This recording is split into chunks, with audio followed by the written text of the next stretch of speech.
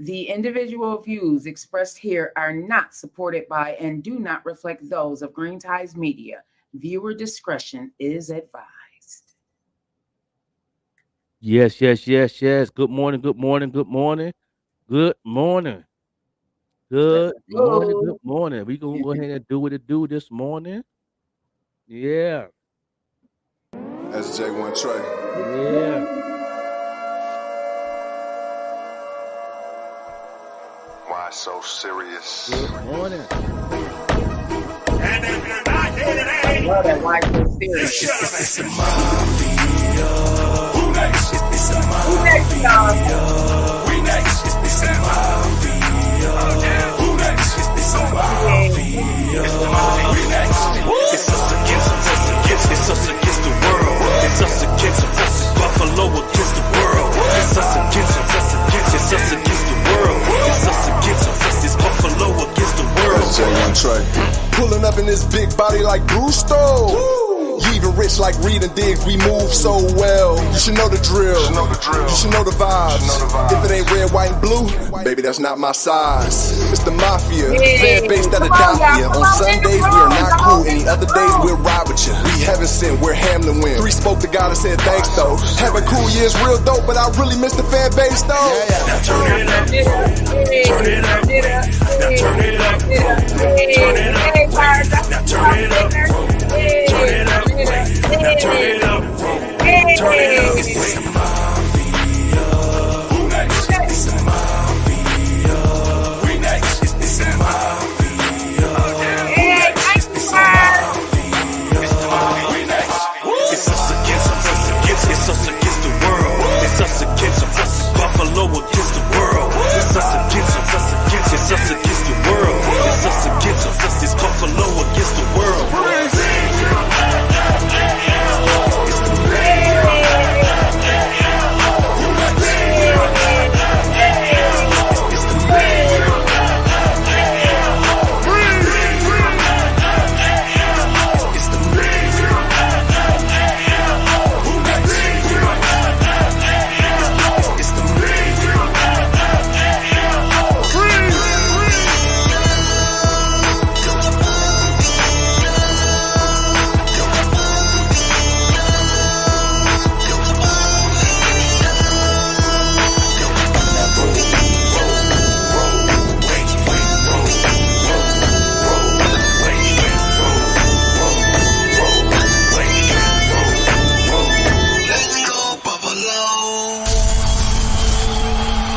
Man. Thank you to Cool Brothers and Stevie Johnson. Oh, I'm restricted again, y'all. Here I Yeah, go. no doubt. Good morning, good morning, good morning, good morning. We is here this morning on this amazing, amazing Thursday. What's going on, y'all? How y'all feeling? Good morning. Share, and all that good stuff. Like and comments and the highlights and all that. No doubt, we appreciate y'all this morning. What's going down? Yes, New? yes. Grand Rising and hey, Byers Banger, thank you so much for tapping in. I love seeing his name pop up. Yeah. It feels Loyal like a Thursday, listener. dog. It feels like a Thursday, dog. It is Wednesday. Right. Listen, I was thinking in my head that it was Thursday. I was Me thinking too. Happy Me too. Thursday, and I was like, it's not yet. Not yet. You know. Man, we had a nice night last night with the That Green Show.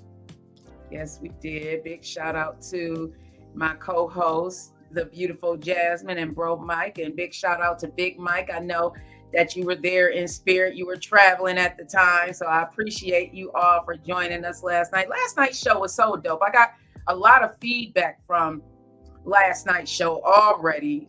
People were inboxing me, telling me that, it just felt so nice that I seemed very happy. It was nice seeing the team back together. So got a lot of feedback last night. So thank you everybody who tuned in. If you did not watch last night's show, please check in with the Vet Green Show. If you have not subscribed to my new YouTube channel, make sure you subscribe to, hey, Allie Black. I got to get him on the show too. Dope. I saw him on the evening show with D'Amica Love Yeah. the conversation, love the music. So I definitely jumped in his inbox, like, okay, I got to get you on my show because I Yeah. love good music and I love great conversation. And when I find somebody that gives great conversation and has great music, it's just a win-win for me. So big shout out to you, Ali Black. I have not forgotten. We're gonna either get you on this morning show, Yeah. or get you on the Vet Green show. Yeah. You know, we also working on getting Fat Goats Records is being on the morning show. We working on that. You know what I'm saying? Me and him been chopping it up a little bit. He got the review show, you know what I'm saying, every day at 7:00. Tune in on Facebook when he got the review show and all that. He's doing this thing and help people get it back. You know what I'm saying? And also shout out to DJ M80, his launch of his new studio. You know what I'm saying? Y'all go ahead and book y'all some studio time in there too, because we got so many amazing studios, recording studios in Buffalo, man. Ooh. There's no excuses that everybody should have a bad sound. That's for sure. So they got amazing certified engineers in Buffalo, and them two studios off the chain besides Kid Cole's, one of the top, if not the top studio in Buffalo is Kid Cole. You know, Kid Cole's in the industry, so he's an industry engineer and producer out of Buffalo. You know what I'm saying? He did a lot of stuff for for a lot of folks in the game, from Case to SWV to Mary J and all that. So shout out to Kid Cole. He's one of the top out of Buffalo. But we got people that got that similar same sound, just as good as them. Since DJ, rest in peace, DJ Shay. DJ Shay was the one that put the spark in the city. Now we have DJ M80 Studios, nice and crisp.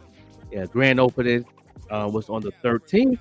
And and Fat Goat, everybody know about Fat Goat Records, you know what I'm saying? So shout out to them brothers, man, no doubt. Okay, for those of us who may not know about Fat Goat, hey Jose, thank you so much for tapping in. Appreciate you so much. Thank you everybody who continues to tap in with us. Make sure you do us a favor, please, and put @followers. That way your followers can listen to the dopest morning show ever as well. Yeah, did highlights in that thing. Yes. Yeah. So what highlights? For those of us who are not in the know and been in this thing forever, like you, Joker, talk to us about some of these names that you just gave us, because a lot of us may not know who these people are. They may be, goats, but all of us haven't been in the industry like you, Joker. So these brothers been doing their thing. A lot of folks, they got to make a nice name for themselves. Fat Ghost, DJ M80. These brothers is definitely doing their thing. DJ M80 is part of Wu-Tang Radio. He's a Wu-Tang affiliate like myself. They've been doing their thing. They popping. They on a whole different level. You know what I'm saying? They not on no, on that low level. They definitely on in the industry. But them brothers doing their thing. His studio just opened up. I'm gonna get the address from M80 so I can post it up for anybody that want to go to the studio. We could definitely do what it do. But y'all can definitely go to M80. He spells it out on Facebook, and go ahead and follow him, inbox him. He got it on his page, and you can just do what it do if you were looking for some good sound. I've been knowing M80 for a while. He DJ'd at one of our functions, me and Kulu's functions, when I was managing Kulu at the back of the day. And tag DJ M80 and let him know that the Joker is giving him some flowers right now. Yeah, it's my, he definitely got a nice little studio. And and these the brothers I might be doing work with, because I'm in the process of doing a Black comic book. It's gonna be a soundtrack with it, so I'm looking for a good sound studio. So I don't mind taking that trip to Buffalo, because I'm only in Pittsburgh, hop, skip, and a jump. So I'm in the process of putting together that for 2024. A lot of things happen in 2024. A lot of things happen in 2024 for me, for my personal business, things that I got going on for Green Times Media. A lot of things going on, I'm saying, that's going to be real busy. And big opportunities for a lot of artists and a lot of business owners, fashion designers, videographers. I mean, all across the board that we're going to bring to the table, on this platform. So, yeah, but M80, the boys is doing their thing. They're a whole different way. Look them up, Google them. Yeah, I'm looking forward, because there aren't a lot of Black comics out there. So I'm looking forward to your comic book. I'm looking forward to Vocero. Vocero is doing not a comic book. What do they call them? My son reads Animation series.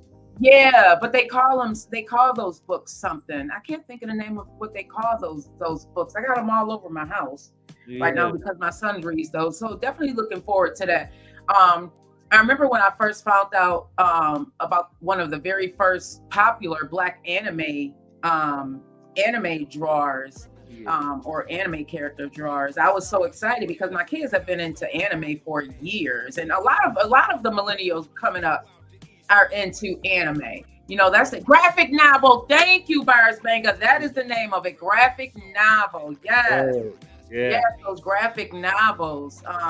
My son, when he was younger, I would get him those because he's like his mom. He just can't sit there and read a book. It has to be some type of illustration or something. And because of the way we learn. So the graphic novels is what he was into. So I would get him a whole bunch of those because it was still reading. Oh yeah. You know, it was still reading. It's gonna be a comic book format, but it's gonna be it's gonna be a slash book slash comic book because I've had a narrator on the side of what's going on with the scenes. So dope. So is it gonna be a visual? Are you thinking visual format? It's gonna be visual. It's gonna be physical. It's gonna be auto. It's gonna be everything. Okay. Yeah. So and I did that so you're not just getting the scene. You get a narration of what's going on for each character. And Bars Banger is one of the voices of one of the characters. Oh, can I be the voice of one of the women? Oh yeah, definitely. We want hey, bro, Mike.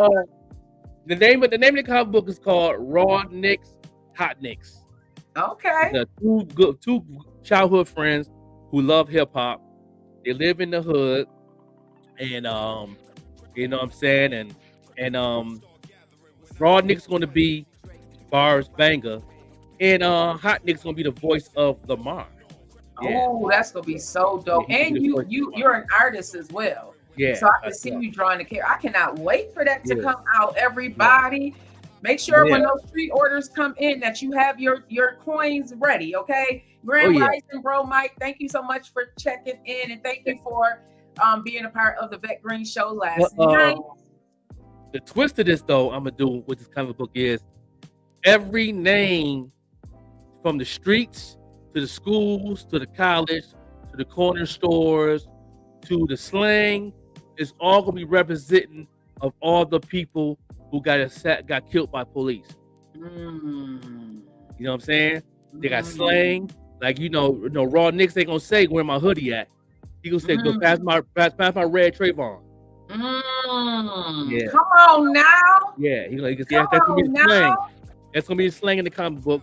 You know what I'm saying? And they be going to Malcolm X College, Marcus Garvey project they're gonna be living in. You know what I'm saying? Come on now, bro. I'm excited for you. Hey, New York Bronx. Yeah, it's gonna be off the chain. It's gonna be off the chain, but it's gonna be you know what I'm saying, the guy in the corner store. His name gonna be Mr. Floyd, to represent George Floyd, because he died right from the corner store. Yeah.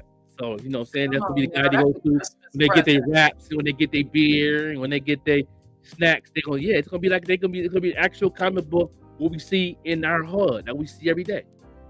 Oh, that's gonna be it's gonna be clean, no cussing, nothing like that. You know what I'm saying? I might have an adult version of the soundtrack, but the original one's gonna be all clean music, all clean language.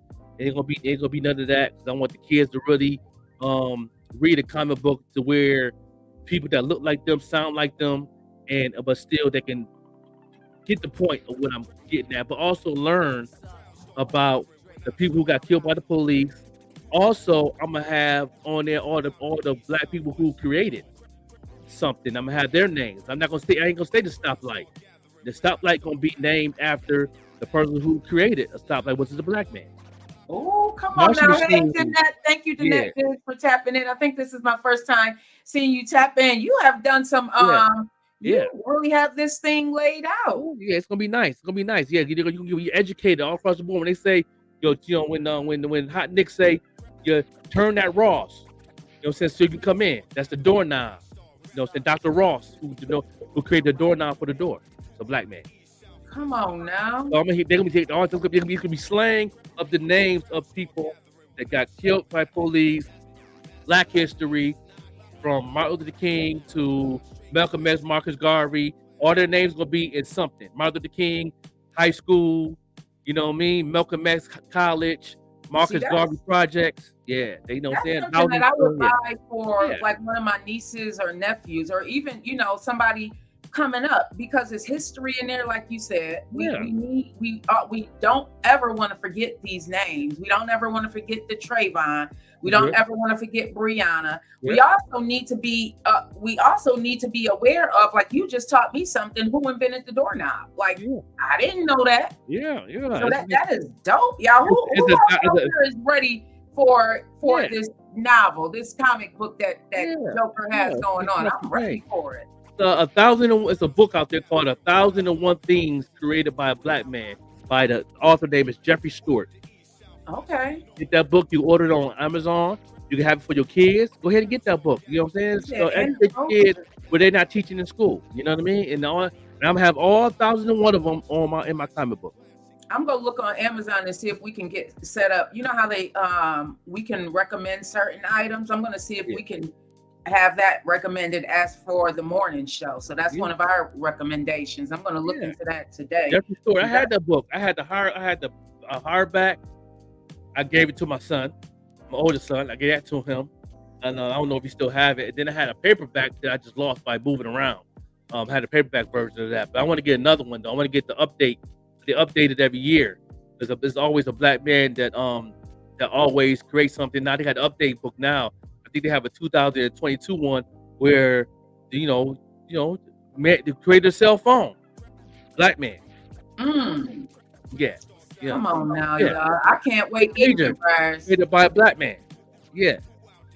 You know, the hashtag created by a black man. Listen, we need to have a segment for that every day. Listen, these are just ideas that we coming up with as we continue to evolve.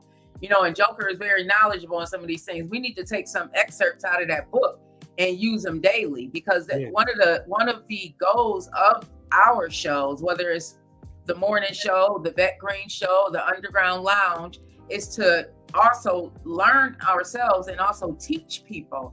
Like these are things I didn't know. I didn't know who invented the doorknob. Growing up, we weren't privy to that information. Remember, I remember growing up that when they started teaching about slavery, and then it led to, they taught us about slavery as if that's where our history began. So what they did was they programmed us to believe that that's where our history began. And then we learned about the cotton gin. They only had like 3 people in history that looked like me that ever created anything, not knowing that all of these things were created. There's so many inventions out there that were created by Black people, but they didn't teach us that. So I feel that it is our responsibility to teach the youth that's coming up. It's our responsibility. And if the morning show can be a part of that responsibility, then let's do it. I'm going to get that book. Hey, Crystal, thank you so much for tapping in. Thank you, everybody, for joining us today. This is the morning show with the Joker and your girl, Vet Green. We are here every Monday through Friday from 7 a.m. until 9 a.m. And then you can stay a little bit later with my guy, the Joker, and our other co-host, Lamar, as they talk about sports and marketing and other things that's going on. If you are a artist, if you are an entrepreneur, if you are just a sports head, you need to be here, okay? Whether it's at early in the morning or later on in the morning, you need to be here with us. That's right. You have a good time. I love playback. Let people go back to the playbacks. I know a lot of people got to work and all that, but we get a lot of playbacks, man, on that second half of the segment, man. And I appreciate everybody putting your comments in and all that. And you see, we be putting a lot of things on our morning show page. A lot of things is going on, so y'all can check out. You know what I'm saying? Like the Andre 3000 new album coming out. I posted that up. We posted a lot of things up to keep y'all up to date with what's going on in the industry.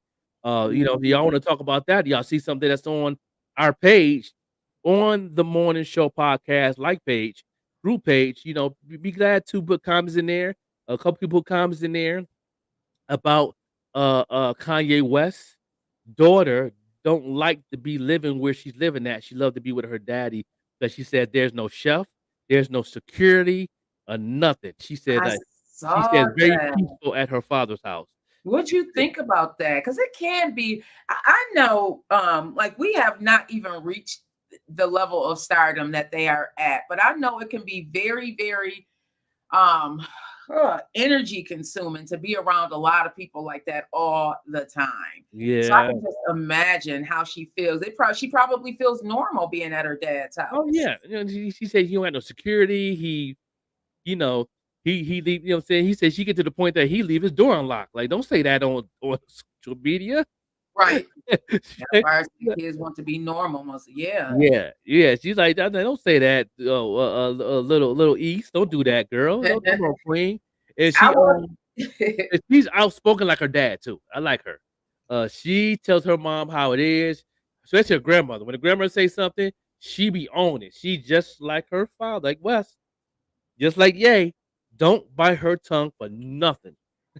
I love her. I see her out there. I love her. She's gonna mess around and get her own reality show. That's what's Yeah. gonna happen. Oh yeah. Yeah, Oh you yeah. know? 'Cause I see how she interacts with the paparazzi. One thing I can say about Kim is that she taught her well, Kim and Kanye. Mhm. She's being taught how to, I guess, handle paparazzi. I saw a one reel where she's getting out the car with it may have been her friends or somebody, and she told the paparazzi, not right now. Like Yeah, not right now. So she knows how to handle the paparazzi yeah, already. So yeah, she's living that life. She's growing yeah. up in the spotlight. She went to one paparazzi says one on TikTok, paparazzi came up to her and she said, "Let me hold $20." You stupid. Oh, man, I love her. I love her to death. Yeah, she's just like her father. That's Kanye all over again in the female format. So Yeah, that's she is. Byron yeah, said Blue Ivy too. Yeah. What were your thoughts, everybody, on Blue Ivy taking the stage with her mom this Renaissance tour that she was yeah, on? I saw a interview that Jay-Z's mom did, and they had questioned grandma about how she feels about Blue Ivy taking the stage. And Byron said he loved it. Yeah, it was definitely it made me cry thinking that she can share the stage with her daughter and teach. But one of the things that grandma said, which also got me to thinking, is that what happened is they've opened up Pandora's box. She yeah, can't go back from this. So she's already reached a level of stardom at her young age.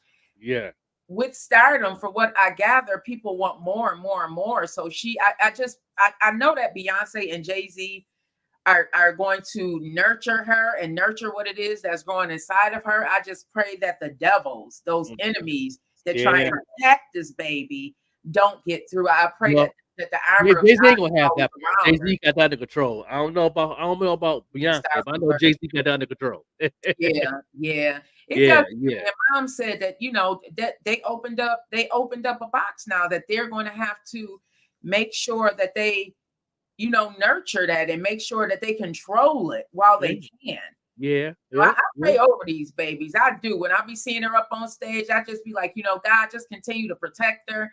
Just continue to do what you do. Because these babies, she was a star from birth. She was a star from birth. I agree, Bars Banger. Hey, Dan Brielle. Make sure y'all check out Lifestyle Envy Podcast. Oh That yeah, is my favorite podcast right now. He is doing his thing. yeah, Okay. yes. Oh, now. Getting it, getting them Love views up and everything. it. Mm-hmm. Yeah, them numbers is crazy. Yes, indeed. Yes, Mm-hmm. indeed. That's Dan that's Brielle knows. that's Dan what Brielle marketing look knows like. what That's what he's doing. marketing look like. Yeah, Dan that Brielle is part. awesome. Dan Brielle knows Period. what Dan Brielle is doing. Yeah, Like Dan Brielle said, it's about just learning the technology, and that's half the battle. You that's got absolutely you that's got the right. marketing thing on tap. Oh yeah, oh Got it. yeah. So Hey, we Tabib, thank you so much, Tabib, for checking in. Thank you, everybody, for checking in. If y'all can just do us a favor and in the comment, if you can put at followers for us and at highlight, that way your followers can also watch the morning show along with you and just see how dope we are. Yeah, no doubt. We'll take a break right now. We'll come back. Vet Green and Queen will definitely have some hot topics. We have a little bit of conversation. Then we're gonna get right into the headlines too. 'Cause I think this is good for an early segment for this because I really want to, get in deep with y'all, have a good conversation, and do what it do live Yeah. here on the morning show. Let's go, y'all. Let's go. People always want to know how you go from this to this. I told them I always pay homage to those who didn't get a chance to make it out. And then I get in the booth. I give up my life. I give up my experiences. I give up my gift. I move to entertain, but I also move to teach. Always letting you know, you mess with this, you definitely messing with a problem. You move to a new city, and you rep it like it's your own. You work harder than everybody around you. So you had a chance to shine harder than everybody around you. You let them know what it is to be an MC. You let them know what it is to be a businessman. And only then can you get a people the cook up.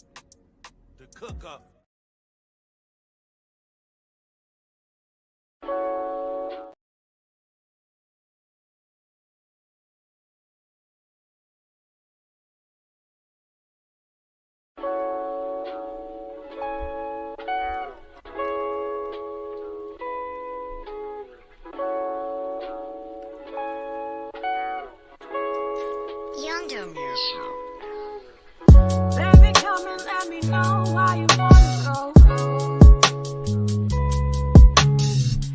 Why you always wanna call my phone, talking about some problems that we had a long time ago. You make it seem like I'm causing you destruction, like it's a case of detrimental dysfunction. Like where you going, why won't you answer your phone, baby? I chase my bags alone. See, I don't want no issues, baby, cause I've seen it all before. You make up your promises and throw them on the floor. So, to my next lover, don't hope you get your hopes up, cause baby, I'm a loner. Yeah, baby, I'm a long lost alone. Long lost alone. Long lost alone. Yeah, baby, I'm a long lost alone. Long lost alone. Long lost alone. It's been a couple months since we last spoke. It's kind of funny cause what we had was all for jokes. How you gonna say you love me, but I'm chasing girlies that ain't got nothing on me. See, baby, you're a player. You changed my mentality. Had to change the way I view my reality. Go ahead and say you wanna, but you can't do it better. Say hello to your mother, cause baby, I'm a long lost alone. Long lost alone. Long lost alone. Yeah, baby, I'm a long lost alone. Long lost alone. Long lost alone. Yeah, boy, you lie. Yeah, boy, you lie. You switched up your ways. You did it, you tried. Yeah, boy, you played. Yeah, you played. You switched up the game. You changed all your ways. The feelings ain't the same now. Years ago.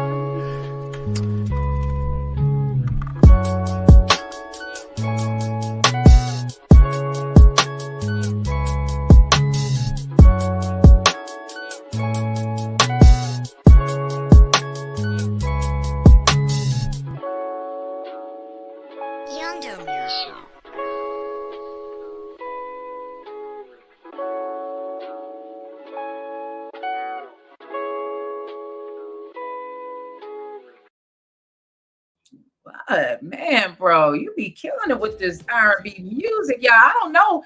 I don't hear the music until he plays it live. So I'm listening at the same time you are. That was fire. Yeah, Come on. that's about the fourth time I played it, but I was looking for that's the one I was looking for earlier today.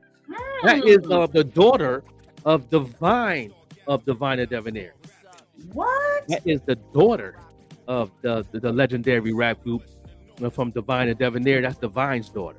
Wow. There's just creativity in that family all around. Oh my God. Right. Thank you so much, Dan Brielle. That's all Joker. Sometimes I have some music, but most of the time it's all Joker. I can't Yeah. even take that credit. Give credit where credit is due. If you are an R&B artist, you see that we love playing the music. Hey, my beautiful cousin, I didn't see you out there. Okay, like if you are an R&B artist, or if you know of an R&B artist, an independent R&B artist, send them our way. We would love to highlight their music on the show. One of the goals of this show is to highlight that talent out there, that unknown talent that we can bring to the airways for you all to listen to, because as we're loving on it, you all can love on it. And it's just supporting the artists, because there's a lot of independent artists out here with Yeah, great no. music. Yeah, we did. I've been playing D Sing's video for the last all week this week. She's gonna be on Friday. She's gonna be our co-host through the whole show. She's gonna be Okay. on all day. We're gonna interview her, and she's gonna be the co-host for us. And she's from Sacramento, California. Live in New York City. She go to college, and we're gonna play her music video in the next break. And she's gonna be on our special guest Friday. That's gonna be Oh, awesome. I can't wait for it. Me and her was chopping it up on IG. Last night a couple times before I came on, and she was very excited about it. And she's been promoting and pushing it and let people know she's gonna be on our platform. And so we're gonna get a lot of California people tuned in. So she's doing her okay. thing. Yeah. So it's gonna be fun. You know what I mean? So we're gonna play her video next after the break of the Hot Topics with Vet Green. What you got for us, Queen? Yeah, so we are talking about a man found shot to death inside a vehicle here in Buffalo. And this is being reported by WGRZ Channel 2, everyone. So police said a 32-year-old man was shot multiple times and was found dead at the scene. This is an overnight shooting that happened on Sunday around 3:15 a.m. The shooting happened near Broadway in Lathrop, and I believe we talked a little bit about this yesterday, but I just want to mention it again because the violence, everyone, the violence has to stop, and I really feel like we need to be able to do more to let these people know that there's no need to take a life. Like when you take a life, you're not only taking that life, you're affecting your life and you're affecting the family as well as yours. Because if you get caught, or when you get caught, that means you're taken away from your family. That means your family will no longer be able to have access to you the way they have access to you right now. I just feel like unless it is a situation where someone sexually abused a person, even in that, I just feel like let go and let God. I just taking a life, everybody, is just, hey, Brooklyn of the Brown Table, hey, Big Mike. I just think that we need to take a step back sometimes and think about it. So when officers arrived at the scene, they found 32-year-old man, like he can be our kids. 32-year-old man dead inside the vehicle. They are asking anyone with any information to call the confidential tip line at 716-847-2255. Again, it's 716-847-2255. I just, man, ugh. Yeah. All right, moving on. A delivery. Hang on one second. Did you hear about the delivery driver with the hit and run? I think we talked about it yesterday. We talked about yesterday, last night. We may have briefly spoke about it yesterday. Yeah. So a delivery driver here in Buffalo is being charged with hit and run crash that killed the man outside the Highmark Stadium minutes before the Monday night Buffalo Bills game kickoff. This is going to change some things because we were talking about the traffic. Like the traffic is ridiculous. That's why I don't understand why they have it in such a residential neighborhood. Yes, the Bill Stadium is like off on its own in that side of Orchard Park, but there's a lot of people out that way. Like I just don't get it. So police said 32-year-old Karula Hassan of Buffalo was charged with leaving the scene of an incident resulting in the death. One of the great things is that people, even though he left the scene, people were able to catch his license plate and write down his license plate number. So he is being charged with that death. What are your thoughts on it? He is being held without bail, and he's due back in court on Friday. It was a 65-year-old man that he hit, and he was taken to ECMC, where he later died from his injuries. It was a hit and run. Yeah, it's like, that's why they have a lot of the people, make sure the traffic is cool out there. Somebody wasn't doing their job, but usually they have like intersections where you got to stop. Like you can't really drive right straight through. You know what I mean? And somebody wasn't doing their job for him to do the drive like that and hit that man like that. You're right. I didn't even think about because the few times that I've been out there, there's police presence all over the place. So something wasn't right. Somebody wasn't doing their job, because usually every certain amount of feet you can drive and then you got to stop. So you got to stop for 30 seconds. Yeah. That's why it takes so long to go down Abbott Road or go down South Park, because once you hit like that certain intersection, that's when the traffic, slows down, where, you got the lights there and they making sure the traffic's cool with the extra police officers and crossing guards and stuff like that. Down Mile Strip and all that. So it's like all through there, all the way to the stadium, you can't really ride like that. You can't ride 65 miles an hour like that. So somebody wasn't doing their job. Yeah, I agree. Something definitely was not happening. Something did not go right. There definitely somebody dropped the ball in that aspect, but thankfully he was found. The people that were around were able to write down his license plates, thankfully. Brooklyn of the Brown Table say, even if you do hit the person, you are supposed to stop and render aid, at least call the ambulance. Yeah, I agree, Brooklyn of the Brown Table. I agree. Yeah. Even if you did hit someone, stop and find out, are they all right? Right. What is going on? Back. Yeah, so moving on, everybody. I'm just getting some more news for you just so I can get the right. So how's everybody doing this morning? What's everybody doing? It's for me, it's Where You At Wednesdays. Yeah. On Wednesdays, I like to check in with self and say, okay, Vet, how are you feeling right now? It's the middle of the week. Where are you at mentally? Where are you at physically? My bones are hurting a little bit. I can't even lie. This morning I got up. I couldn't jump right out the bed. Yeah. I had to kind of creak out the bed and straighten myself. do a little bit of straightening up before I can get. Right. Dambrielle said, Dambrielle just got off of an overnight shift. Oh, much love to you, Dambrielle. Much love to you. And I know Dambrielle has been very open and vulnerable, speaking about the things that he has gone through with the discrimination. It's just so unfortunate, the discrimination. And a lot of us think of discrimination as color, right. But discrimination goes much deeper. There's discrimination just based on who you are, based on who God has called you to be. Dambrielle was facing discrimination because Dambrielle was being Dambrielle's true self, and nobody can take that away from Dambrielle. And because of that, Dambrielle is facing a lot of discrimination because people don't agree with it. But you're not God, so how dare you discriminate against me just based on because I'm fantabulous? Because what you eat don't make you boo boo. Okay. All right. Cuz said I'm at home having my coffee. I know that's right. Oh, that's right. I ain't even had no coffee this morning. I got up and got up and got ready and took the trash out because it's trash day and all that good stuff. Here too. Yeah, I didn't get no coffee. Sweet Tea kept on bothering me because she didn't want me to go back here in this room. That's all right. That's my emotional support dog, y'all. Sweet Tea. That's my baby girl.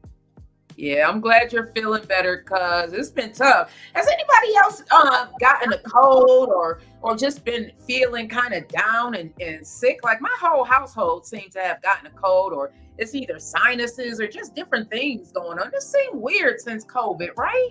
Or is Yeah, it just me? yeah, it's definitely having a shift thing going on.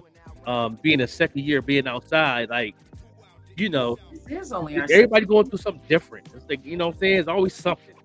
Something always Yeah. popping up every day that's new with your body and how you feeling. It's like it's different. Like yeah, back in the day, I remember when you had a headache, you had a headache. You know what I'm saying?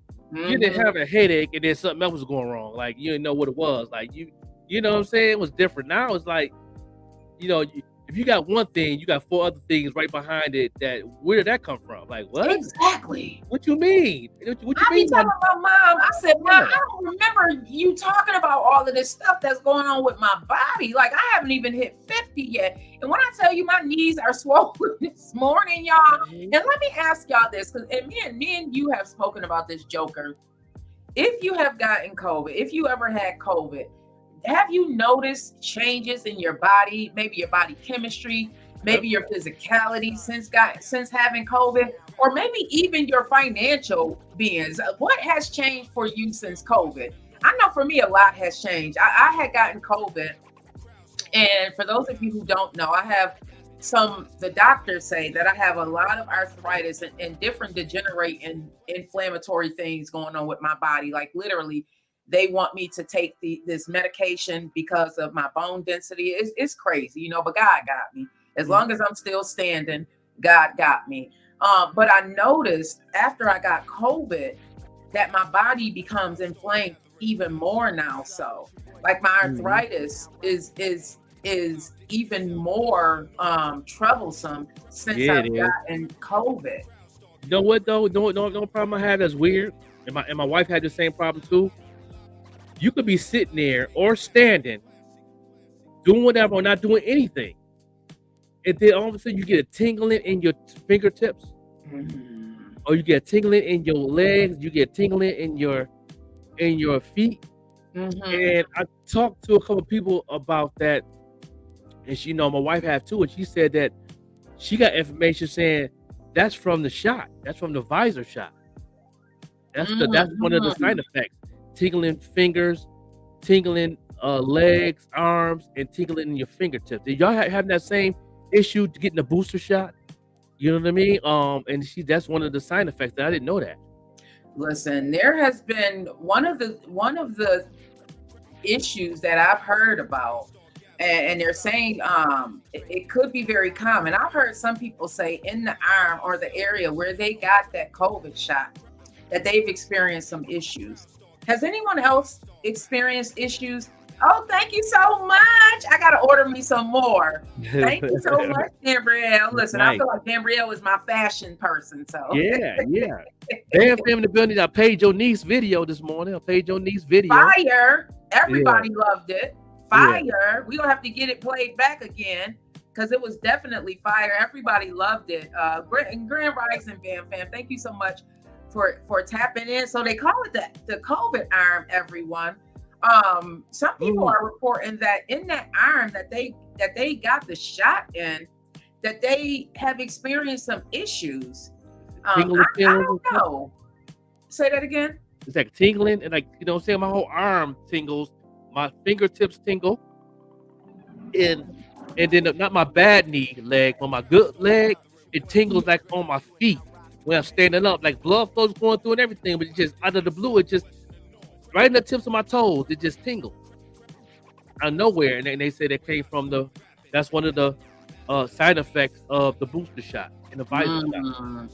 Yeah, it's definitely been crazy. It's definitely been crazy. But moving on to more news, and I hate to So continue he to said he saw report. it. Yeah, he said he saw it. He was tuned in. Okay, I love it. I love it. I hate to continue to report on sad news, but a Buffalo man known as Kano was charged with second-degree murder and weapon possession. So Keandre Robertson, 21-year-old man from Buffalo, has been charged in connection with a deadly shooting that occurred in December 2022 Robertson, who is also known as Kano, has been indicted on charges of second-degree murder and second-degree criminal possession of a weapon. The shooting allegedly took place on Lang Avenue near Erickson in Buffalo, resulting in the death of 25-year-old John Craig. All I keep thinking is these are babies. Yeah. These are babies. He was just arrested. So Robertson was just arrested on November 10th, 2023 in South Buffalo based on an indictment warrant. He is currently being held without bail. And a court date has not been scheduled for him yet. What are your thoughts on all of these killings and these? It seems like these. I don't know. I remember when we were growing up.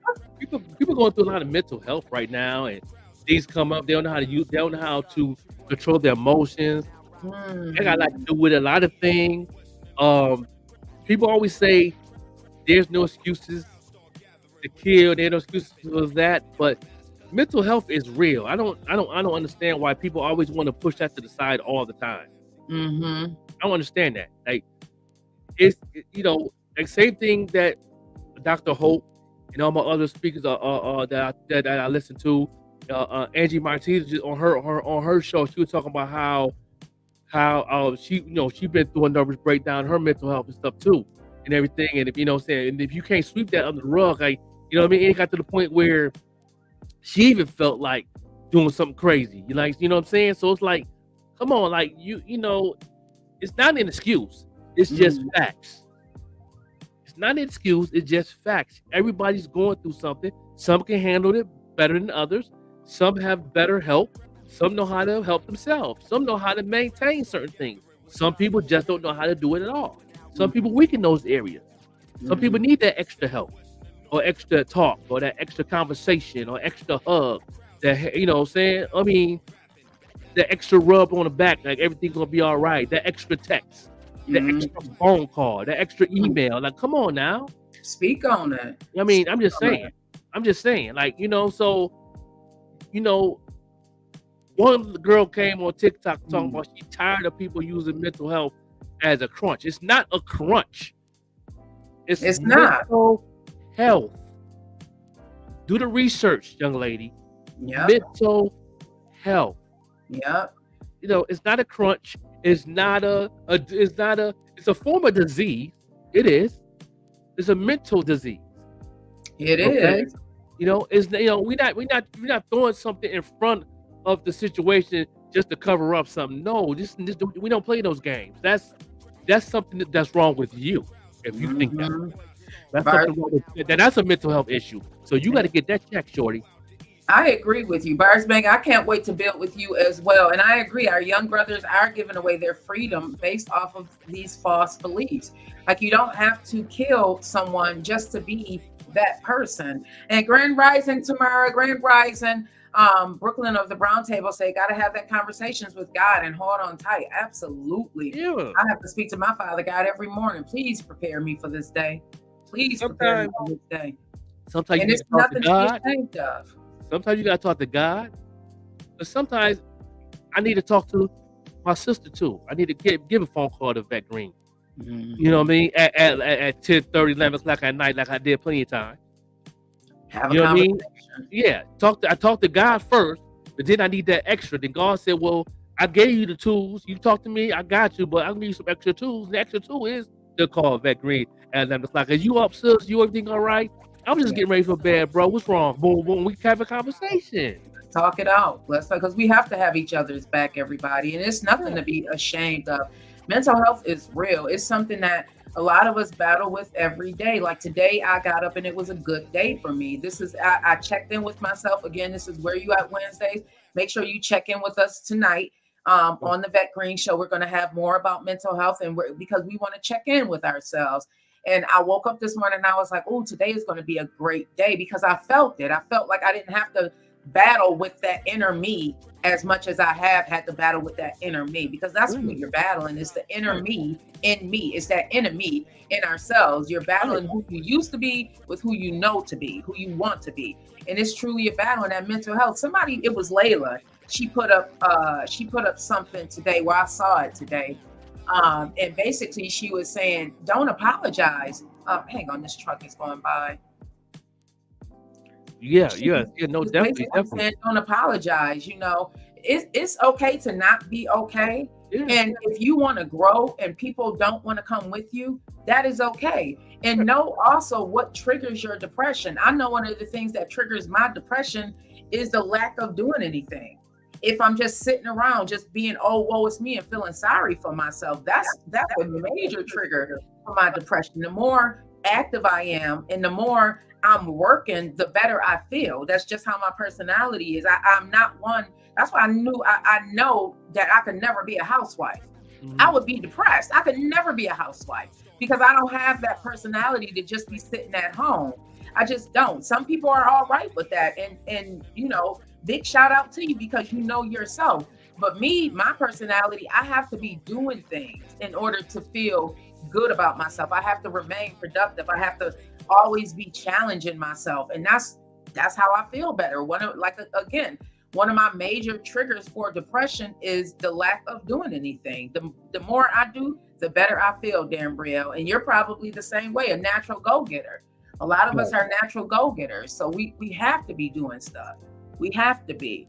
So did you hear about Pink? Pink announced her plan to give away 2,000 banned books at her upcoming Florida concerts. That's what's up. Pink always Yes. So Pink teamed up with PEN America and the Florida bookstore Books and Books to combat book bans. So DeSantis has been trying to ban a bunch of books about which he thinks is going against the traditions. But what it is opening the eyes that this is what's happening. He is opening the eyes and it's showing diversity. He wants to ban those books. So so she's especially targeting those authors who write about race and sexual identity. So big shout out to Pink because I have a son who is gay, homosexual, whatever you want to call it. I have children who are bi. I have, what is the other one? Not pansexual. It's like I said, I have 6 kids, y'all. So you can just imagine I have a little bit of everything. And I'm proud of my kids. I'm proud of who they are. I'm proud that they are walking in their truth. I am their biggest supporter, and I would never want them to feel as if they don't belong. I've always told my kids, God ain't make no mistakes when it came to y'all. And I refuse to let anyone think that God made a mistake. If you are not what is deemed normal, God ain't make no mistake. You are just a result of the beauty of God and the diversity of God. That's all that is. Hey, Dat Burger Jones, it is Green Ties Media, Hunty. Make sure you say good morning, Green Ties Media. Big shout out to 716, everybody. Big shout out to Jay over at 716 Live. We have transitioned from 716 Live over to Green Ties Media. My guy Franklin is the president of Green Ties Media. I am CEO of Green Ties Media, and we are doing the dang on thing. Pink has always been an awesome person. I've always loved Pink, and big shout out to her for doing that. She said she's unwilling to stand by and watch while these books are banned in school. Like, I don't even want to go to Florida anymore. Right. I feel so uncomfortable down there. From the trees, I'm looking at these trees. Like, these trees had to be underwater one day. Like, I felt like I was bothering the alligators. Like, I was in alligator land. I didn't feel safe down in Florida. I just didn't. I didn't feel. I had this very uneasy feeling from the restaurants that we went into that were very, very prejudiced. Like, when we walked in, me and my girlfriend Sam, when we walked in, hey love, Florida is disgusting, Dan Brielle. Like, I could not get comfortable down there at all. Where did you go? What part of Florida did you go? To Miami, and I've been to Miami, Tampa. Miami is the most discrimination I've ever felt in my life. Hey, Melinda. I would recommend this. If you ever want to go to Florida, Miami, all that's cool, but go to Hollywood, Florida. Oh, okay. Yeah, we did. Hollywood, Florida. That's where it's diverse. That's where you're going to feel comfortable. You're going to feel like home. That's a good vacation. Me and my wife went. We rented an apartment. It was like an Airbnb, but it was like a hotel that was set up like an apartment, and it's like a community.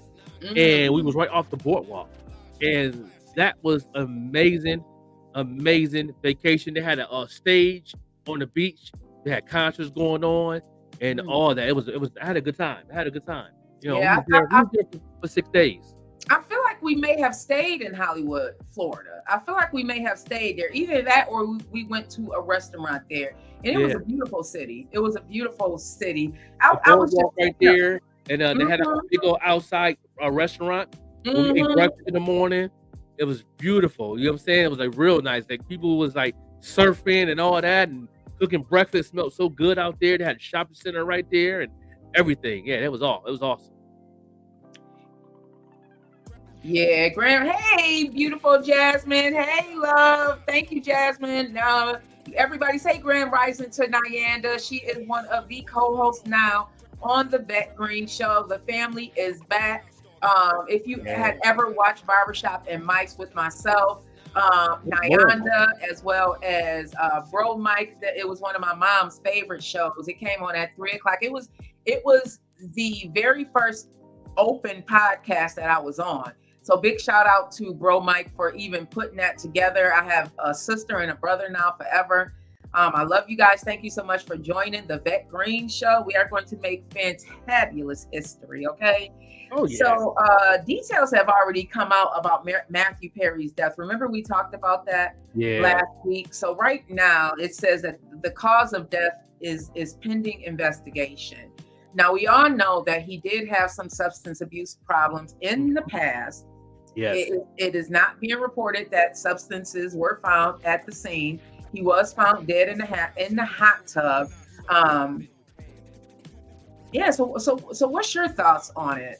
Yeah, he's a good dude, man. I've been following him for a long time on Friends, and I love his work. I love what he was doing on Saturday Night Live too. Mm-hmm. Funny dude, and he had been some mental issues, like you said, some substance abuse issues and stuff like that. But a lot of the cast members of the show always supported him, always was there and everything for him. And so that investigation going on right now, and rest in peace to him and his family, and and everything. So yeah, no doubt. Yeah. And also we gotta pray for the legendary Curtis Blow, who is hospitalized right now. The legendary rapper, you know what I'm saying, the first rapper to get a record deal, the first rapper to go gold. You know what I'm saying, he's hospitalized right now, sick. And I know he had a heart transplant of surgery like 4 or 5 years ago. You know what I'm saying? So he's going through some health issues, and his daughter posted up on X. It ain't called Twitter no more. Yeah, formerly called X. To pray for her dad and his granddaughter and his grandsons and stuff like that is definitely say prayers for him. And so legendary Curtis Blow, man. You know what I'm saying? He's legendary. You know what I'm saying? He the one that opened the door for us to get record deals to this day. If it wasn't for him, we wouldn't get no record deals. He was the first one to get a record deal. So you know what I'm saying? And he do his thing. Saying basketball. Oh, okay. We like that. Yes. I love that music. I love that music. So let's pray for Curtis Blow for recovery. No doubt. Yeah, Ben Fam had tapped in on our discussion about Florida and said the part of Florida I went to was very beautiful and people were very respectful. I was in West Palm Beach and Miami. Yeah, Ben Fam, I was very surprised. But also it awakened something in me because they are very outright prejudiced down there. I was surprised because here in Buffalo, people are very covert. It's very covered, the prejudiceness that they have, they hit you in your pockets. They hit you with not being able to get promotions. That's how they use their racism here in Buffalo, because keep in mind, everybody, we are one of the most racist cities in America. Buffalo is not even that big to have that much racism, but we are. You can look it up. Yep. You can look it up. There is. Buffalo, Cleveland, and what's funny about that is it's the cities that are near the Great Lake that seems to have the most racism. But you know what, though? I respect Buffalo in the racism lane because at least they cover it up pretty well, though. A lot of them do. It's not really open like it used to be. You know what I mean? They'll do certain things to let you know that you're racist. They'll just openly, like they used to. they gotta do something stupid like, you know what I'm saying? No, you can't, you can't buy this, or they'll say something like, that's too expensive or something like that in the store. Or they'll do stuff like that. It ain't really open like it used to. So I really respect that they limited it down a little bit. They dumb it down a little bit because they see a lot of the youth and the kids is coming together as one. So those who's in that lane don't last long in Buffalo because the smoke is real. They don't, they try to stay away a little bit. So Milwaukee actually is the most segregated city in America. Believe it or not, Chicago is also. Chicago is like a bigger Buffalo. It really is. It's just like a bigger Buffalo to me. When you drive through the city, you can see the segregation, and it is at a high level because you have the Mexicans, you have the Italians, you have the blacks, you have it is very, very segregated. And they did that on purpose. Redlining is real. They did a lot of that on purpose. I'm loving Pittsburgh because Pittsburgh is the cousin of Buffalo. And it's like, everything they love about Buffalo, they love about Pittsburgh gets the pull the strings to be like Buffalo, it seemed like a little bit because their restaurants are similar to the same. They got good pizza like Buffalo.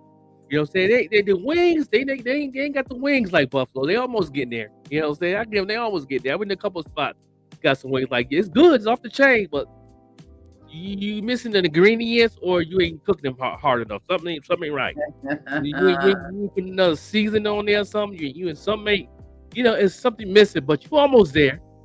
The blue chicken be on point, but they're almost there. Like Pittsburgh, you settle to Pittsburgh, they almost there with it. They are trying. Wow. Y'all trying. Yeah, good. I mean, that's a good thing. Jasmine said she has not experienced racism. You're in the city too, hon. So in the city, it may be a little different because New York City is a melting pot. If they tried to be racist, I think that would be crazy. Buffalo is actually the 6th most segregated city in the United States, everybody. The 6th most segregated city in the U.S. Yeah. I mean, we've seen it. We just thought that it was normal. I remember the first time I moved out of the 716, I moved to Delaware, and I was so surprised. So I lived in Wilmington, Delaware. And when I tell you it was so diverse, I had doctors and lawyers living in the same community as I did. It was just diverse.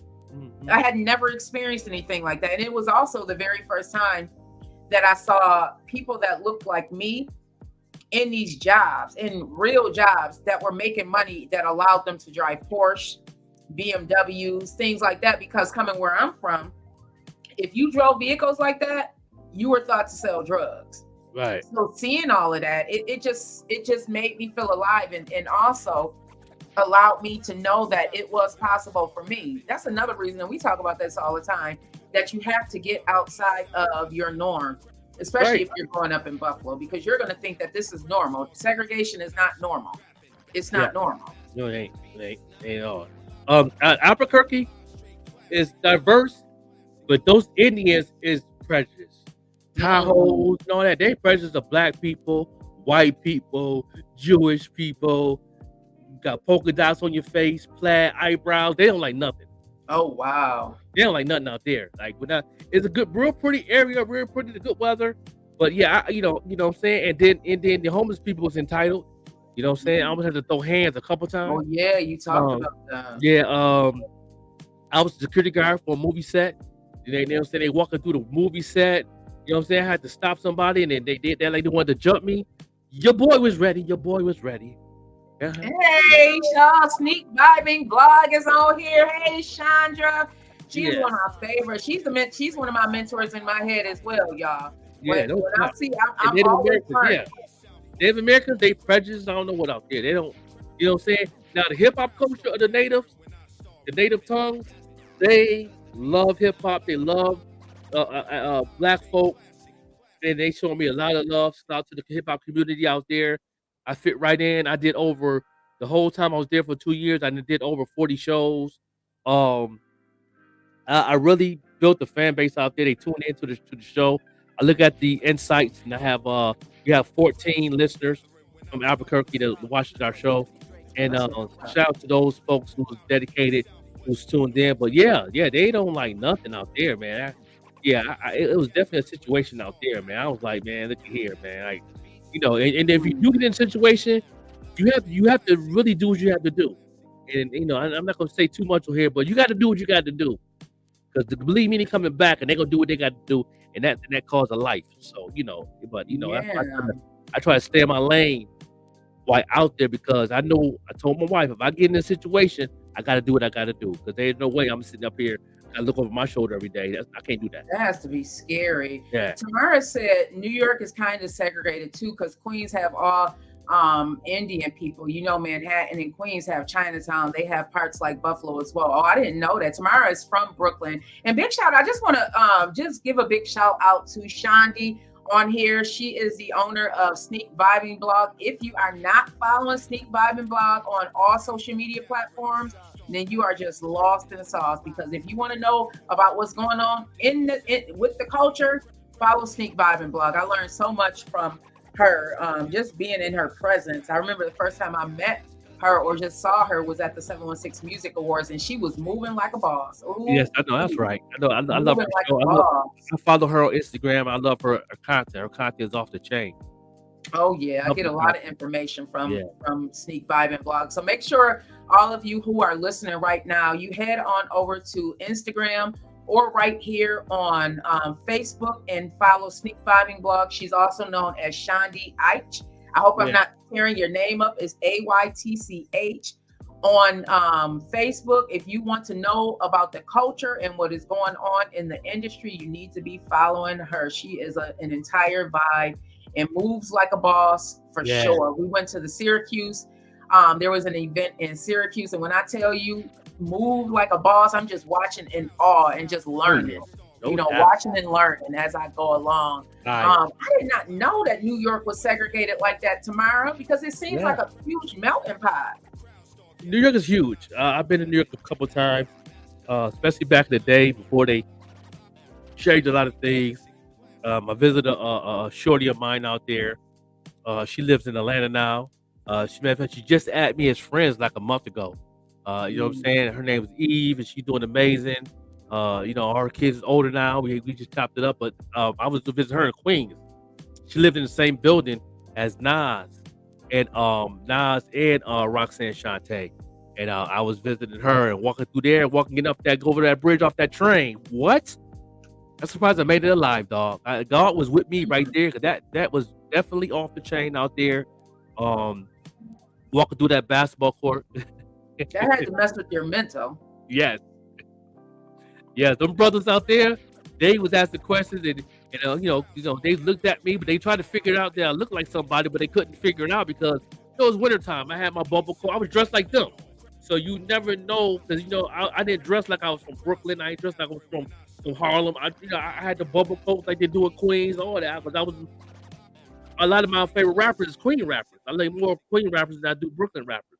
I think the only Brooklyn rappers I like was Big Daddy Kane, Biggie, you know what I'm saying, people like that. But all my Queen rappers I like the Queens rappers, the Mobb Deeps, all that. So I was, when I walked, I was dressed like that. So I fit right in. So they couldn't really, who was this cat? Who is nigga? You know what I'm saying? But I made it to her front door on the 7th floor. And she ain't nobody gonna mess with my man. She said like that, and they all moved back. I guess she had that whole area on lock. They was like, oh, that's easy. Mess with her. She saved the brother that day.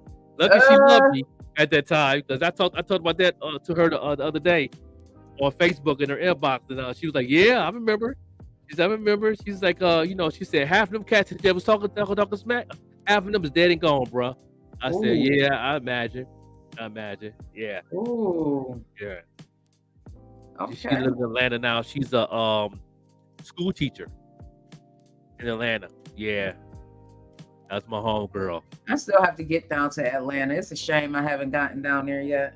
Oh, you coming with us? You know what I'm saying? It's this summer. I mean, it's on the process. It's definitely on the list. Green Cog Media gonna have a tent somewhere in Atlanta at the birthday bash in June, something.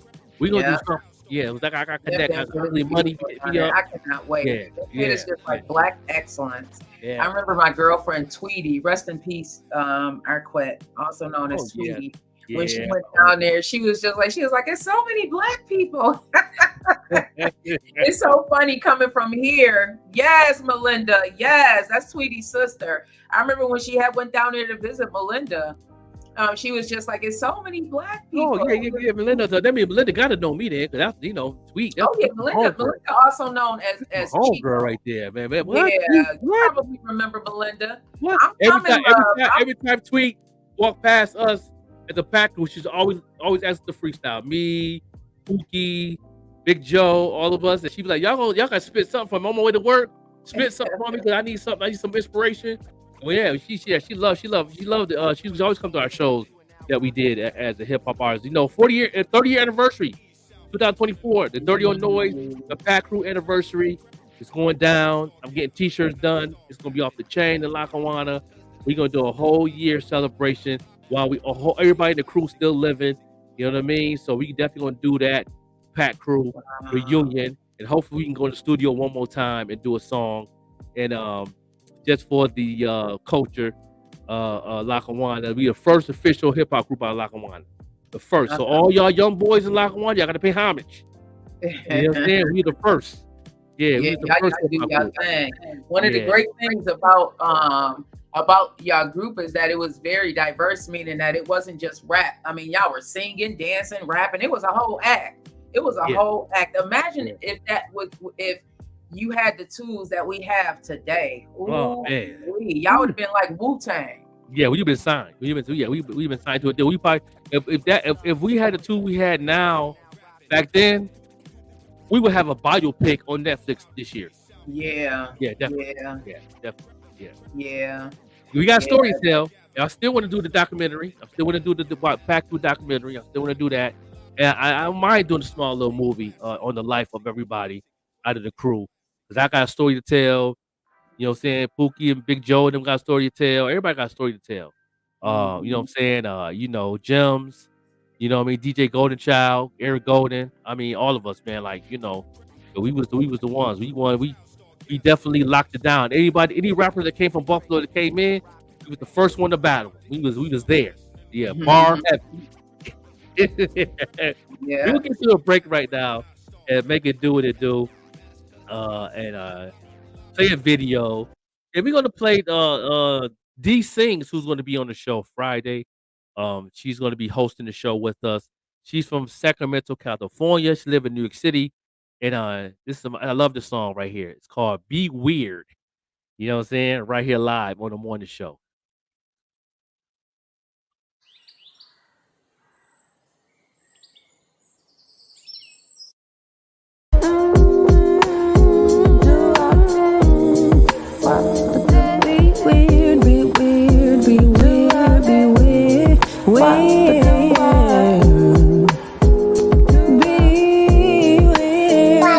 I've been smoking on letting shit go while sipping on distance, letting people do what they want. Not my job to fix shit. I've been living so free. Stressing ain't for me.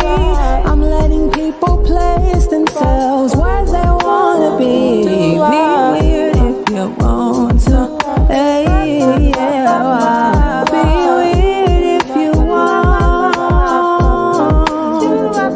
Be weird if you want. Be weird if you want. Listen, I surrender to God when I learned I'm not in control. I used to hassle loved ones for not abiding the code. I used to think that love meant the same for everyone, until I heard my love in places my ears would never turn. Be weird if you want to. Hey, yeah. Be weird if you want. Be weird if you want to. Be weird if you want. Listen, I'm not trusting, I'm not loving.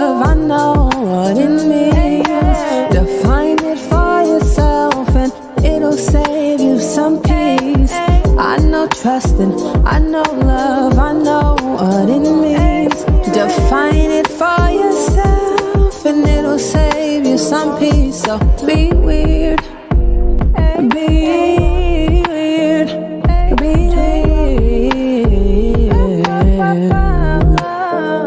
If you want the boo boos, good the boo boo, good boo the boo the boo the boo boo, good the boo boo, good the boo boo boo, good the boo boo boo, good the boo the boo the boo boo, good the boo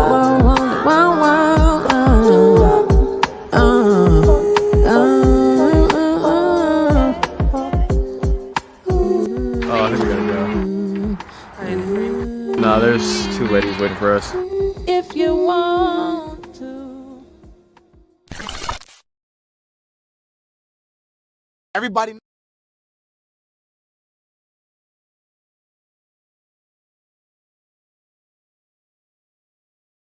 know I'm the best? In what category? In everything. Name one. We got the best rappers. We literally started rap. You might have started it, but we elevated the game. Public Enemy, Rakim, Run DMC. Tupac, Biggie, Nas. R&B then. Don't do that to yourself. Keith Sweat, Rick James, Bobby Brown. Boyz II Men, Drew Hill, Jodeci. Ooh, yeah. New Edition, Prince, Whitney Houston. Let's begin this. What you doing here? Because I deserve to be in the conversation. Okay, what you got? Usher, 50 Cent, Alicia Keys, Snoop Dogg, SWV, Escape, Outkast, Eminem, Missy Elliott, Soulja Boy, you, Michael Jackson! He got y'all with that one. What you doing here? Because we got good music too. Yeah, y'all over with. Beyonce, Drake, Nicki Minaj, Chris Brown, Rihanna, Dr. Dre, Mariah Carey, Mary J. Blige. Britney Spears! Okay, let's just come to agreement that we all got talent. You right. Yeah, facts. What about me?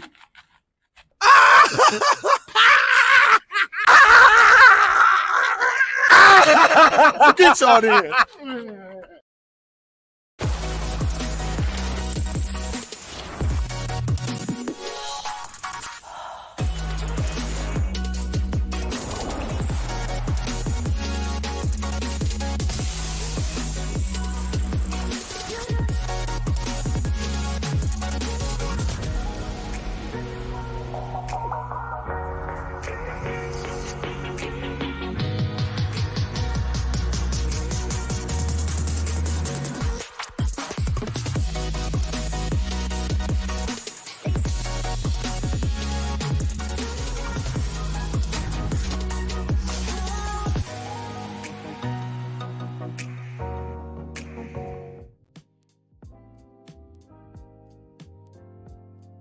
The Joker over look FC live here this morning. How y'all doing this morning? Shout out to Watson's Makeup, man. They showing love out of Japan. You know what I'm saying? Shout out to Sarah, who'll be tuning in, the model who's on there. She tunes in every morning, and you know, they show her some love and all that, man. She's doing her thing, and she's gonna be mounting some of my sneakers, the Painted Drip. I see the logo in the corner. This show is definitely sponsored by Painted Drip. You know what I'm saying? Y'all know I do the shoes and the sneakers and all that good stuff. Shout out to all those who showing love and all that and all that. We're gonna get to the segment, man. You already know about the marketing movement that I got going on, marketing coach, marketing manager, all that. And the segment of the show today is, you know, next, he's already here. It's the digital world. The digital world and the real world. You know, the real world never was free. We all know that, right? Correct? You know what I'm saying? Put it in the comments. If you know the real world is not free, give me a thumbs up on that emoji thumbs up in the comments. Make sure you put @followers, @highlights in there. And I think every artist, business owner, all that need to know this. It's very important. Everybody think that because you can put it in to get an account on Facebook, get an account on AG, get an account on your social medias, that it is free. Even if you don't pay for it, it is not free. Somebody is paying for it. And if you want to elevate to the next level, you have to pay for it too. You know what I'm saying? So put up in the comments if you agree that the real world is not free. The real world is not free. You know what I'm saying? That's right. Yeah, we have to stop thinking that we can do something for nothing. That is a right. That's facts right there. Green Ties Media family. Yeah, that's what we're gonna talk about today. And if you is somebody is on this platform that's trying to do a business, trying to find a way to make money, extra income, building different streams of income. If you're on this platform right now, if you're one of the ones that's doing that, give me another thumbs up and a fire emoji at the same time. At the same time. You know what I mean? Shout out to the legendary Divine and Debonair. It's coming out soon. I can't wait to hear the new music. The Icons still got it. They did not get weak. They got better. They got stronger. Yeah, I'm a fan. I'm a super fan of Divine and Debonair. I was a fan before I got to meet them, brother. And it's a pleasure knowing them personally now as friends and as my brothers. Man, I was a super fan for a long time.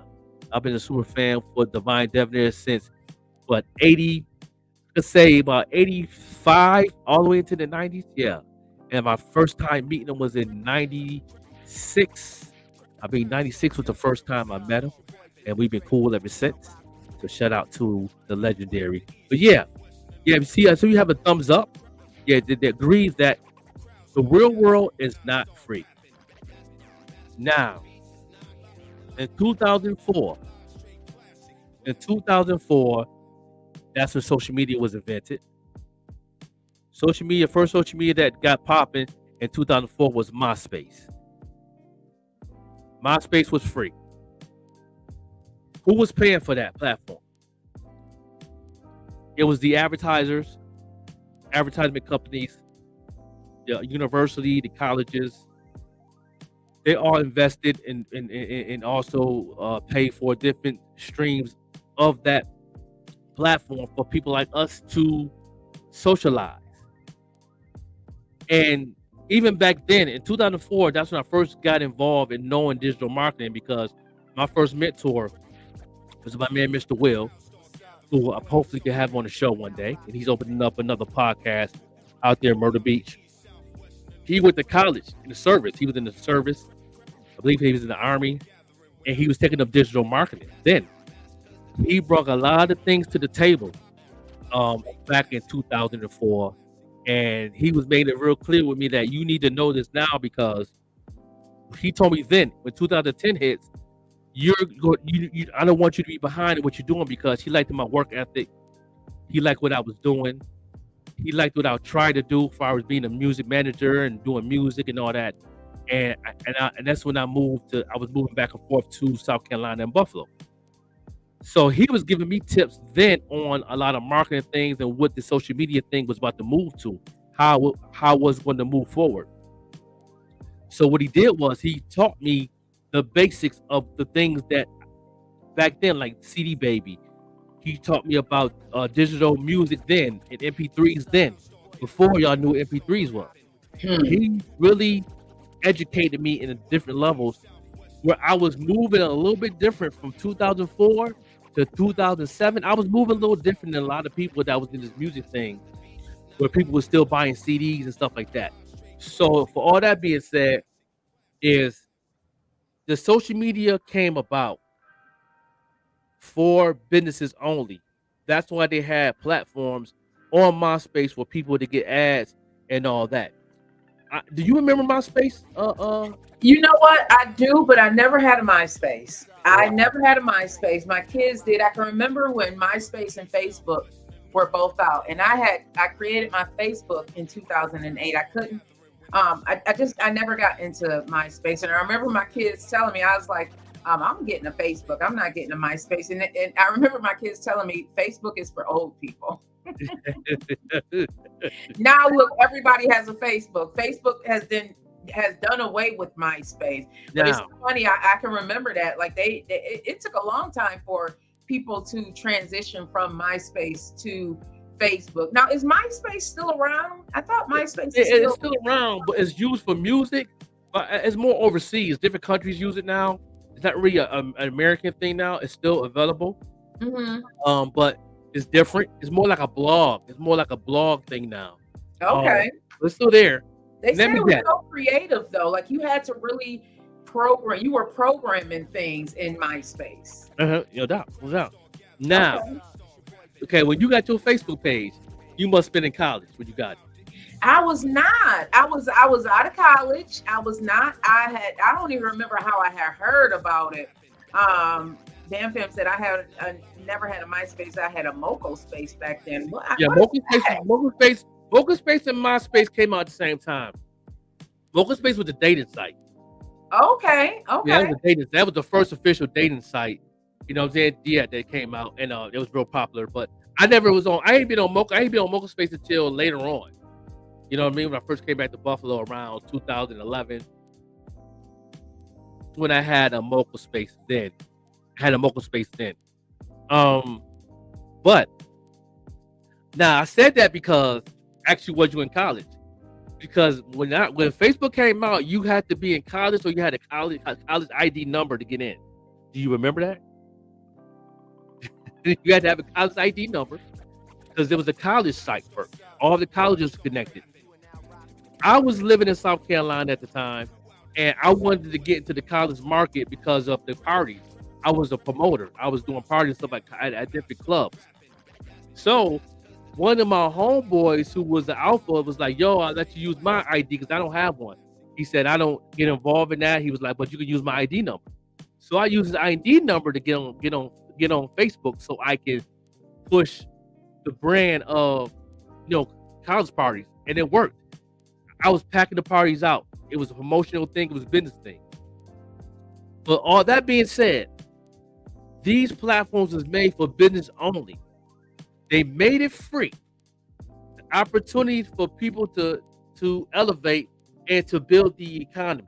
That was the goal. After all these years, everybody was pretty much everybody was ratchet on these platforms. So now, at this point of social media right now, they are filtering out those people now. Now they're saying we messed up.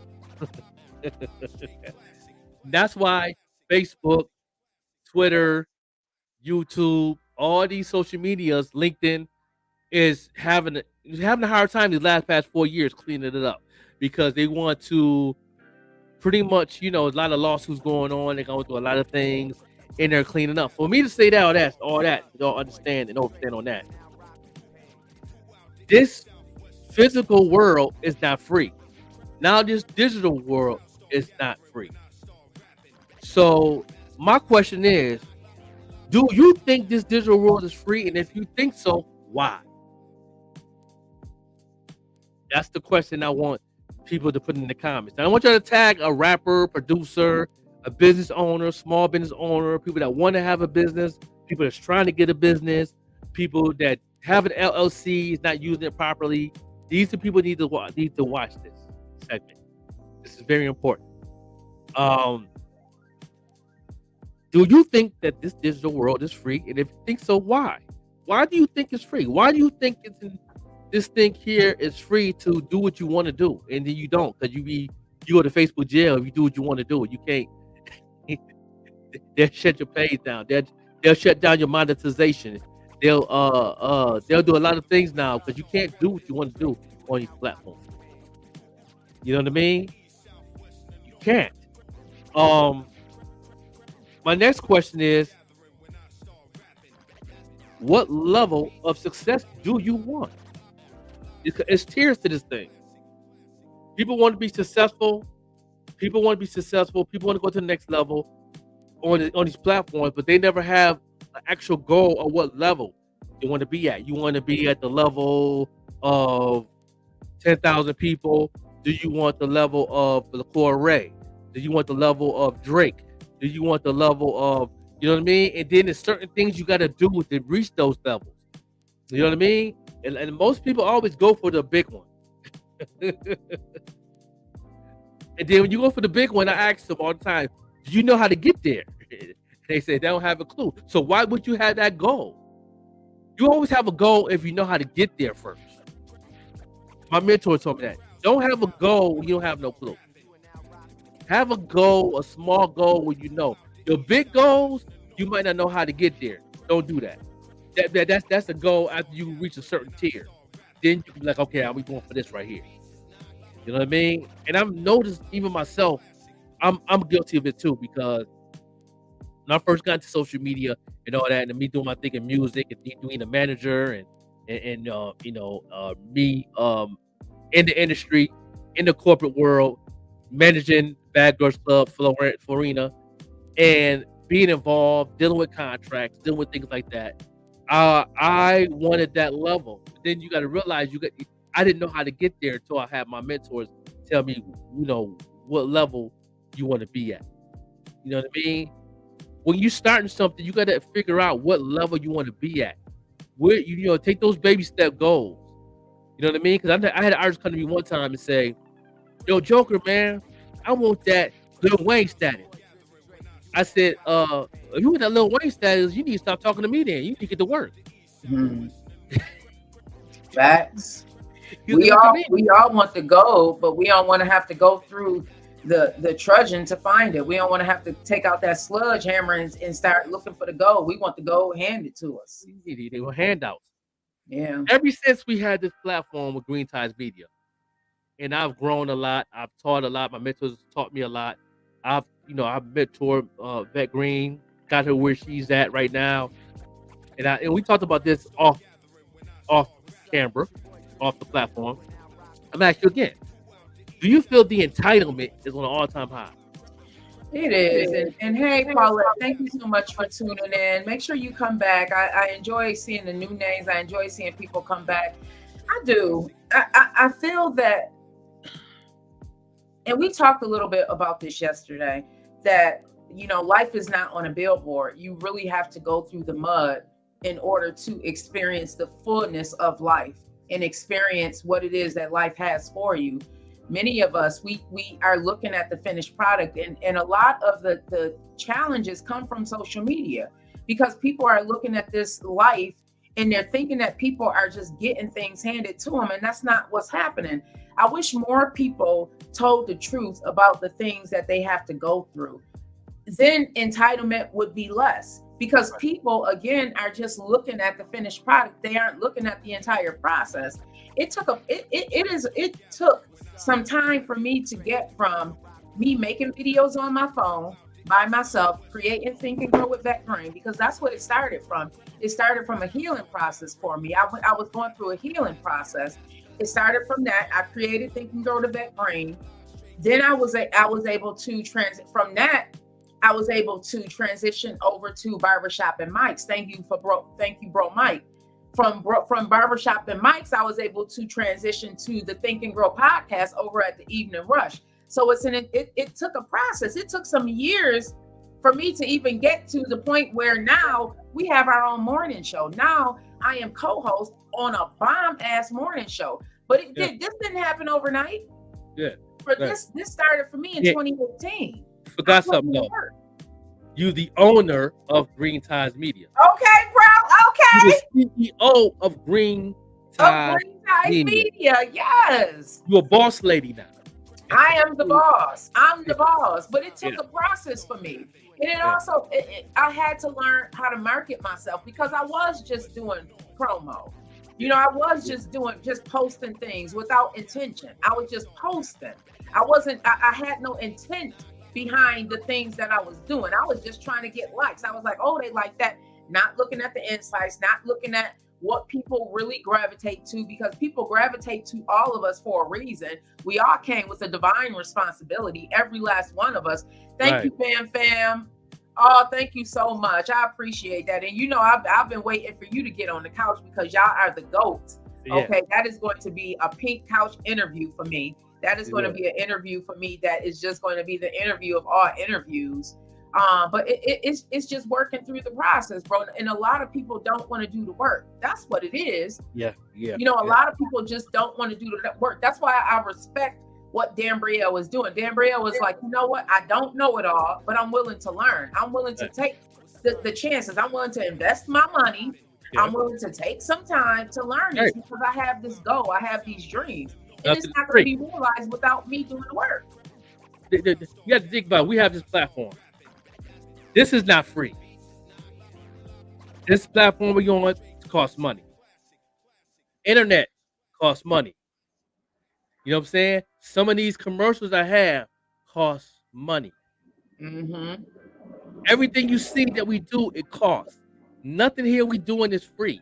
It's more than just coming in here and talking on a microphone. Okay? I'm gonna say this to all you people that's on social media across the board. You know what I'm saying? And I think y'all need to highlight this right here. Because you're on these platforms, and between Meta, the Meta company, that is IG and Facebook, for those who don't know, it's over 1.7 billion people on here. When you post, not even 1% is seeing your post because it's 1.7 billion. You have to work towards that, and that's not free. Now, if I have an ad going right now, that's not free. If you want to reach 1 million people, that's not free. You know what's free? How many followers you got? Mm-hmm. Now, if you have 4,000 friends, that's not even free because all 4,000 ain't seeing your post. Maybe 4 of them may see your post. And it's not because your content isn't good. It's because Meta is out to make money. And in order to make their money, they have to charge us. Nothing is free. Like we have to, when I'm not even gonna say when Joker breaks down those posts to create these reels for us, if we want to reach more people, we have to put money behind that. Meta's not just going to open up this floodgate and be like, oh yes, all of your followers are going to see it. No, because all of our followers don't have time to every day be on social media. Right. Our followers don't have time every day to watch the morning show as we go live. So we have to let them know this is what's happening. I know you didn't have time. So because I'm putting a few dollars behind it, now you're going to see it. Right. If you have, I'm breaking down the small numbers so I can have a better demographic of what I'm talking about. Say you got 25 friends. Okay? 25 followers. You put a post up. It's going to take 72 hours for all 25 to see one post. Mm-hmm. That's fact. If you have 25 followers and you put one post up, it's going to take 72 hours for those 25 people to see the post once. I feel like either we work with Meta or Meta works against us. We can collaborate together by paying our dues, continuing to be consistent with this thing, because consistency matters also. You can't post a couple times a day, get off social media, and then jump back on and expect people to see what you posted. You have to be active on it.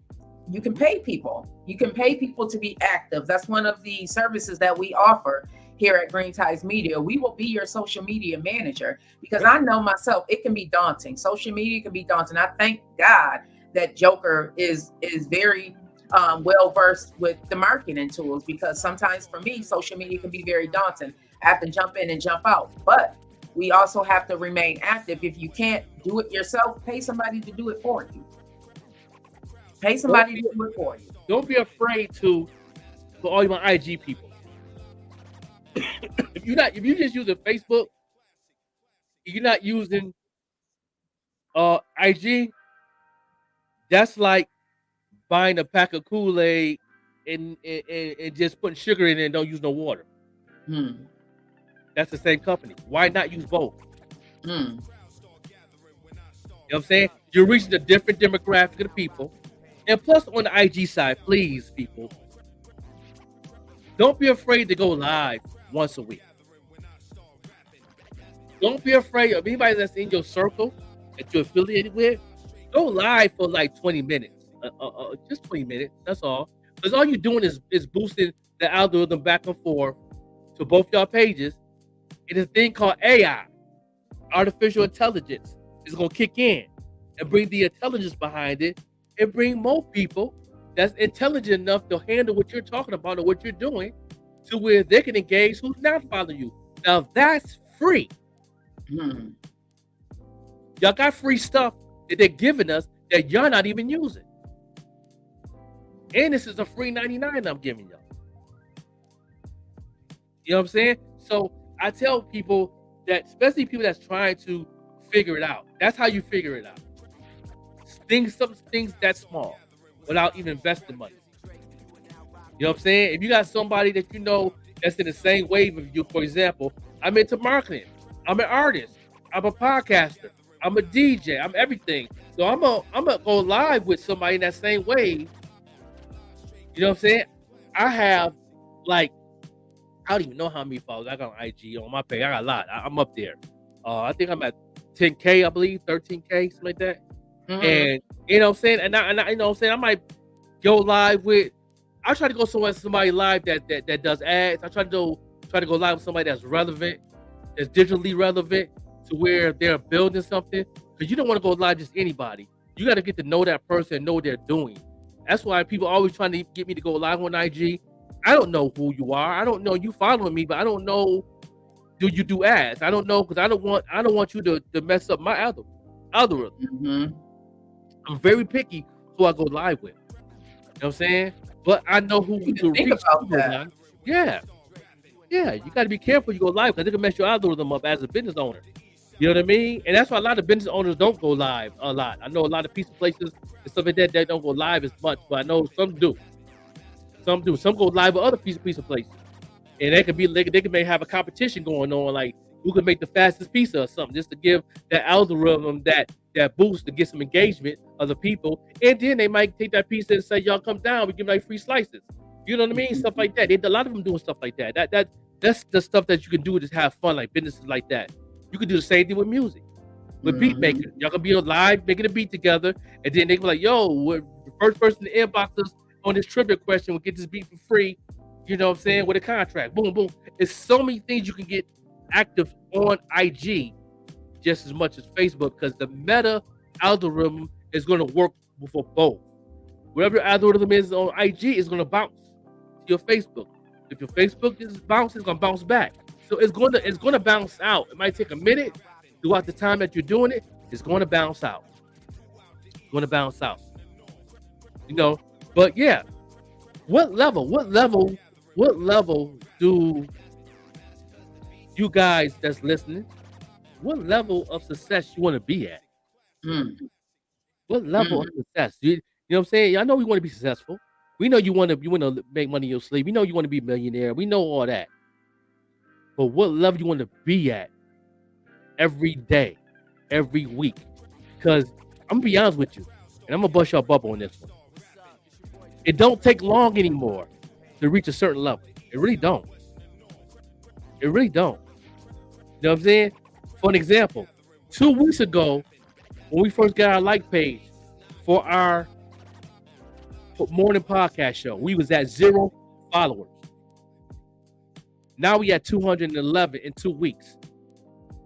We didn't even have a goal. We were just doing it. But we got over 200 followers on our page in 2 weeks. That's over 100 people a week. Yeah, I'm putting it in a chat right now, everybody, because that is a great question, a great segue into just life in general. What level of success do you want to be at? That's something that I asked myself this morning as I was getting prepared to be on the morning show, because some mornings I am dragging. This morning was not one of those mornings, thankfully. I had a really great night. You know, had a really dope show. It invigorated me. You know, the feedback that I got was great. You know, everybody loved the fam being back together. It's been a while since we've been back together. And like I said, I got a really great feedback saying that I looked at Peace, and, you know, they love Jasmine and love Bro Mike and just love what it is that we're doing. So, but it also made me realize that I want more of that. Like, I want more of that type of success, because that was a successful show. Success for me does not equate to a monetary gain. Success for me is reaching the people that God told me I'm supposed to be reaching. That's success for me, because I know, and we both know that this is why we work so well together. We know it's coming on the back end. We put in the work now to prepare what it is that we're going to have later on. This is what you see. Hey, Lamar, what you see now is the work that we're putting in to prepare for the success that we're going to have. You're going to look, this is going to be history one day. people are going to look back at this morning show and be like, I remember when. Mhm. You know, like that's the goals that I'm looking at. I'm looking at, you know, Lamar's sketch show going to like SNL or something like that and doing what the Simpsons did, because the Simpsons started off as a sketch show. That's Well, right. I cannot remember the name of the lady whose show it was on. The What was Tracy it? Ullman show. Yes, thank you. I remember that. That's where the Simpsons started off as that. And look at it like what, 30, 40 years later? Yep. Yeah. You know, we all have to start somewhere. So that the level of success that I want to be at in the next 10 years, oh my goodness, y'all. Like this, we are making history right now. That's the level of success I want to be at, where things like this is what people are going to be looking back at and be like, oh, I remember when Vet Green was on this morning show. I remember when Lamar was doing such and such. I remember when the Joker was producing these shows. That's the level of success I want to be at. And that's why I'm putting in the work now. Okay, that's just question. What level of success you want to be at by Christmas? By Christmas? Yeah. By this year, short-term level of success, I want to have at least 100 more followers. I want to have at least and these are short-term because these followers for your IG page or for the morning show. For the morning show? What we doing that a week? You do that. Okay. And so my goal, and let me look back at my IG page because I do have a goal. I wanna get so right now on my IG page, and the thing I love about my IG page, everybody, is this is strictly organic. I did not. These are strictly people who really love my content. I didn't pay for these people. I did put ads behind it so they can see it. So right now I am at 2,465 followers on my IG page. I would like to increase that by at least 100 by the end of the year. So make that at least 25. You know what? I'll say 2,600. I want to at least increase it by 2,600 followers. And I know I'm going to have to put some ads behind that thing because when I put them ads behind it, it opens up the floodgates and I get so many. I just set you up. So when we do a coaching, I know exactly what to do. Okay, I'm ready for it because that's my goal, to at least increase it by at least 100 more followers by December 31st. Yeah, my goal for this platform by Christmas, I want to be at 1,000 followers. And at that 1,000 followers, I want at least 30% tuned in live every time we go live. That's my goal. Let's do it. I love that we're making goals. You know what? It's so funny. Today is November 15th. This is the day I usually make my goals for the new year. Oh my God. Look at that. Yeah. Look at that. This is when I usually start my progress to that thing. What about you, Lamar? What do you want to have accomplished by the new year? And anyone that's watching, even if you're watching the replay, please do us a favor and let us know what your goals are, what you want to have achieved by the end of the year. And it does not have to be huge. It can be something simple, maybe signing up for a GED course, something simple as that. Yeah. What about you, Lamar? I don't know. Like I said, you know me, how I'm just like, I'm really conceited and cocky when it comes to what I do, but I'm really humble as well. Like, you know what I'm saying? Like, I don't know if that makes any sense. Like, I know that I have certain short-term and long-term goals I have in mind, but I don't have a time limit on them. I don't know if they make any sense. I just got places where I need to be, and I don't know exactly what time I'm gonna get there, but I just feel in my heart that I know I'm gonna get there. So I know that, but realistically, because I try to think everything logically, because I can't live on cloud nine forever. Realistically, I want to have, before the end of the year, I want to at least have 2 sketches shot as far as my sketch show. And as far as the morning show, you guys don't know it. I've been playing it in the back of my head, but I want to bring a guest on. Ooh. Yeah, okay. I want to bring a guest on the show. I'm trying to think of who it's going to be. It's got to be, for my first guest, it's got to be as close to perfect as possible. So I want to bring a guest on one day on the morning show, and I want to at least have 2 sketches by the end of this year, at least 2 sketches done by the end of this year and out and circulating in the public and all that. That mixed with a little bit of sketches I do by myself, I think that's a nice amount of content to roll into 2024 with. That's gonna be dope. Yeah. Big shout out to Big Wig Entertainment. Y'all see that I'm representing this morning. Yeah, you got the nephew. Yeah. It reminds me of my father. Yeah. Big entertainment. Yeah, no doubt. So yeah, that's what we talk about today. We talked about in this segment, what I'm saying, the headline, what I'm saying, real world is never free, but now the digital world is not free. You know what I'm saying? And I said, ask people, Thank you, do my you think beautiful that the digital cuz. world is free and why? And I see nobody didn't answer that, so they pretty much know is that you got to pay to play. You So gotta pay to that's it. play. You know what I'm saying? Until somebody puts something in the post on a replay. You know what I mean? If y'all think this thing is free, it's not. You know what I'm saying? So even though you could get an account for free, it's not free because once you get it, people are not seeing your content unless you're paying for it. So Mm-hmm. And unless big you're paying shout out for to it or my you put in that cousin work, Jamie. or She if you have does a team, she does the team resin player. art, which is beautiful. I got some coasters that I need to pick up. Hey, beautiful. I have some coasters that I need to pick up from her. Hey, Tiffany, Grand Rising, everybody. Thank you so much for tuning in this morning. Yeah, they say good morning. Yeah, that's my man's are doing right there. Fam. I'll just So yeah, talk we'll about go into a break. I know the queen got to bounce Yes, and I do what she do, do. Hey, my and love. do what it Yes, do and everything, and all that. Yeah. What's going on? Good morning, Washington. Good morning, no doubt. family's so beautiful. I can't even lie. Yeah. I just want to Yeah. let everybody know as I transition off this morning that one of the things is that I've been thinking in my head, and I'm glad that we talked about it this morning, is okay, Vet, what level of success do you want for yourself by the end of the year? Thank you for bringing up that topic, Joker, because I think that it's time to set goals. I always do my goals around November 15th because I don't want to get overwhelmed. I can't get overwhelmed by, okay, it's the new year and things didn't work out right. So for me, November is the perfect time to start working on those goals and start getting to a place so that when January 1st come, I'm already working at it. So there's no, oh, I have all of these New Year's resolutions. No, there's no New Year's resolutions. There's today resolutions. So I'm setting the goals for myself. Y'all heard me say I want 100 new additional followers by the end of the year on my regular Vet Green page. As far as the Vet Green Show page, I really don't have a goal for that because those are mostly podcasters. So it's fellow podcasters. So I guess I would like to grow that one by at least 20.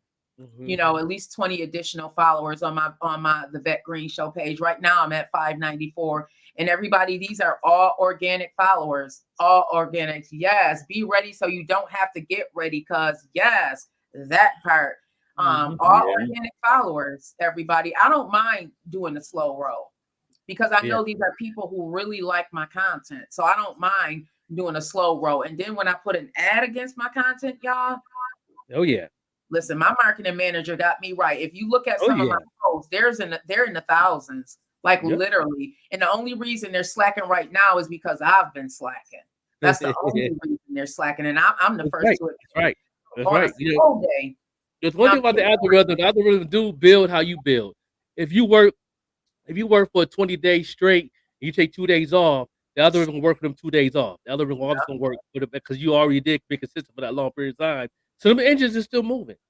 You know what I'm saying? So don't get discouraged if you stop for a couple of days and you've been going hard for a long time and and all that. But if you stop for a long time, then the algorithm is going to relax a little bit, wait for you to bounce back on. But once you bounce back on, the algorithm is going to recognize who you are because y'all have a relationship. Yeah. Even on my slow days, my reels get over 100. And that's my slow days. That's just me that's just the algorithm saying, okay, I see you trying a little bit, so I'm gonna try a little bit. That's it. The algorithm is like God to me, man. That's really a of the Most High, for real. Yeah. When I'm consistent, though, I can see the difference. I can see a huge difference in my consistency. So everybody, I'm going to leave y'all with that. Just be consistent and like Cuz said, be ready so you don't have to get ready. I love y'all. Long life. Make sure you have a wonderful day on purpose. And I will see you all later tonight. Make sure you check out the Vet Green Show. Hey. My internet is about to act up. The Vet Green Show tonight at 7 p.m. This is Where You At Wednesdays. We are going to check in with self because I think it's very, very important. You need to recognize how you're feeling inside.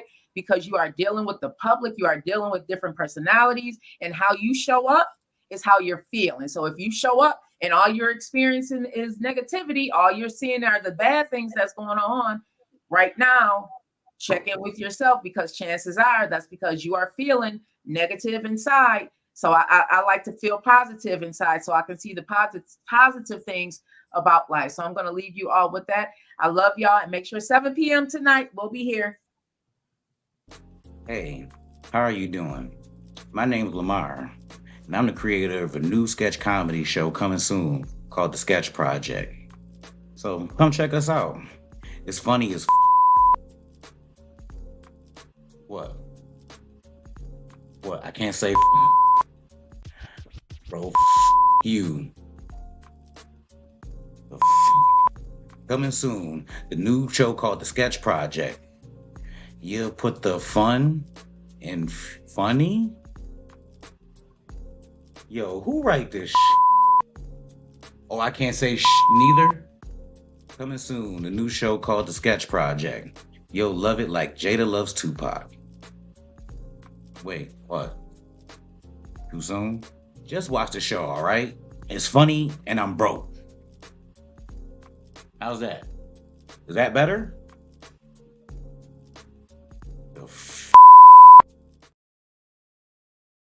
What's up? It's your boy TP, man, and we here again on OTM freaking Sunday. Come on now, you know, you've been paying attention, but you back. What's up? Welcome back, man. How you feeling? Good. You feel I'm good? Always good. Smith, you had to bring it back, Smith? It's mandatory. It's mandatory, brother. You had to bring it That's back, the man. Princess of Tampa. 813. Come on now. Canary, the big one. Come on now. Talk your Dove. Come on now. Miss Viral. Come on now. Miss 600K. Come on now. That's all you. Yes. Tell the people your name again. Canary Yellow. Ooh. Oh, Who you got with you today? You got somebody with you today? The Nolly Red. Ooh. So you ready to snap? Hold up. Oh, what's up? Hold up. Talk to me. I know this y'all show, but this my show right now. Okay. TP, I want you to be my hype man. Mike Smith, I want you to do my ad lib. Okay, hold on. Y'all ready? Get my You swag. say I'm doing your ad libs? Okay. I'm wait, the ad lib. I'm the hype. You the hype man. I'm the All ad right. lib. Okay. Yo. Let's do it. Y'all ready? Yeah. Let's get Okay, it. let's do it. Mo dope. Drop that beat. Yes, ma'am. Yeah. Canary Yellow on the check-in. Yeah. OTM freaking Sunday. Let's do it. Yeah. Mo dope. Let's go. Yeah, small, but I do it be like Red Ross. I'm a young goat. I'm a young boss. Talk to me. I spoiled, I get what I want, no matter what it costs. Okay. You ain't got yourself together, that's your mama's fault. I put it on, I be dripping like a pot of sauce. Yo. Lemonade, I'm a squad, yeah, we taking out. She said she had a dick canary, tell her knock it out. I'ma talk the talk. I'ma walk the walk. Y'all paid for the flow, I get money all the time. Yo. I can't let you have none, cause I wear half a mile. Yo. Little diamonds on my neck, I like doing shine. Yo. Look me up on YouTube, I hot to find. You come for me, then my daddy come for you. Who else? And he won't come along, he gonna bring my uncle too. What else? Everything on me yellow, but the money blue. What else? Everything brand new, I'm acting brand new. What For else? the best. Nothing less, I'm a princess. I ain't got no time to stress, cause I'm too blessed. No. I be slayed every day, you looking like a mess. Oh, God. You make mediocre music, I'm not impressed. Oh, God. I've been rapping since 3, this ain't new to me. I said I'ma go viral 2023. Okay. Ray Charles to a header, then seeing me. I'm only 7, but I still who they wanna be. You can't say what I do, you can have a seat. Kids love me, they put my music on repeat. Canary Yellow be the name, you gon' remember me. I ain't leaving no crumbs when I come to eat. Ain't no crumbs when I come to eat. Canary yellow. You can't stand me, you can take a seat. Canary yellow. Hey, no crumbs when I come to eat. Canary Hey, yellow. you can't stand me, you can take a seat. Canary yellow. Canary. Yeah. Hey, you an idiot, man. OTM Sundays, man. Canary mother freaking yellow. Mo dope. Canary. Yeah. I can't wait till she get older. I can't wait when she hit like about 16, 17 years old. She should Oh, be a man. monster by then. She gonna have a decade in the game. Yeah. Oh, she official. She just put a freestyle up there yesterday on her IG. That was crazy. She funny as all the way. She said she kept it real though. She kept it real on that one. You know what I'm saying? Yeah. Like She said- especially she I said- like the part. I go get my daddy and he bring his uncle too. That's right. He ain't going. She said he ain't coming by himself. He gonna go get my uncle too. That's his brother. You know what I'm saying? Yes, sir. I was like, yep, I'm a dad. That sounds just about right. That's right. That's right. That's right. That's right. If my grandbabies thought they're gonna say I'm gonna get daddy, and they gonna bring my grandpa too, because I'm coming. That's a fact. Yeah, shout out to Canary Red and Nolly Red. I ain't hear Nolly Red rap yet. I think she sings, but it's her little sister. So what I'm saying, they from Tampa, try to get on the show, and I'm about to design her some shoes, painted drip.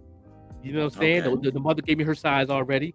You know what I'm saying? For her new video, she gonna drop. I'm gonna do the, design the sneakers for her. You know what I'm saying? Okay. Some bling bling yellow Air Force Ones or some. That's what I'm saying. You got to throw some hot little yellow up in there. You know what I'm saying? I mean, bling bling. Hook her up with her name on the side. You know what I'm saying? I might put that slogan on the side. Hashtag go get my uncle too. You know what I'm saying? Yeah, I'm gonna put that thing on the side. You know, shout out to Canary. I love her, man. That's no doubt. I'm gonna have her on the show. I love it. That's hip hop.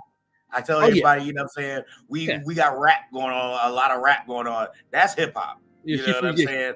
Top of the dome. That's her just busting the 16 over a beat. Top you know of what the I'm dome. saying? No mumbling. No even though written. she was 6, I understood everything she said. Yeah. You know what I'm saying? I mean, that's hip hop. Yeah. To me, that's hip hop. Yeah, shout out to Canary Red Yellow. This is gonna be awesome to have her on the show. You know what I'm saying? And hope she can bust a freestyle, top of the dome. You know what I'm saying? When when she get on here, you know what I'm saying? Yeah. You know what I'm saying? Goldie in the building, what's going on? Good morning. Yo, we got something to talk about, man. The sports. Oh yeah. How you feel about them Buffalo Bills firing that offensive coordinator? We called it. We called it out. I said, I'm telling you, like I said, everybody who watching, I know y'all watching, y'all see Joker and then y'all see the free 99 and y'all be like, man, a lot of stuff that he say be coming to fruition. The Spotify stuff is coming to fruition.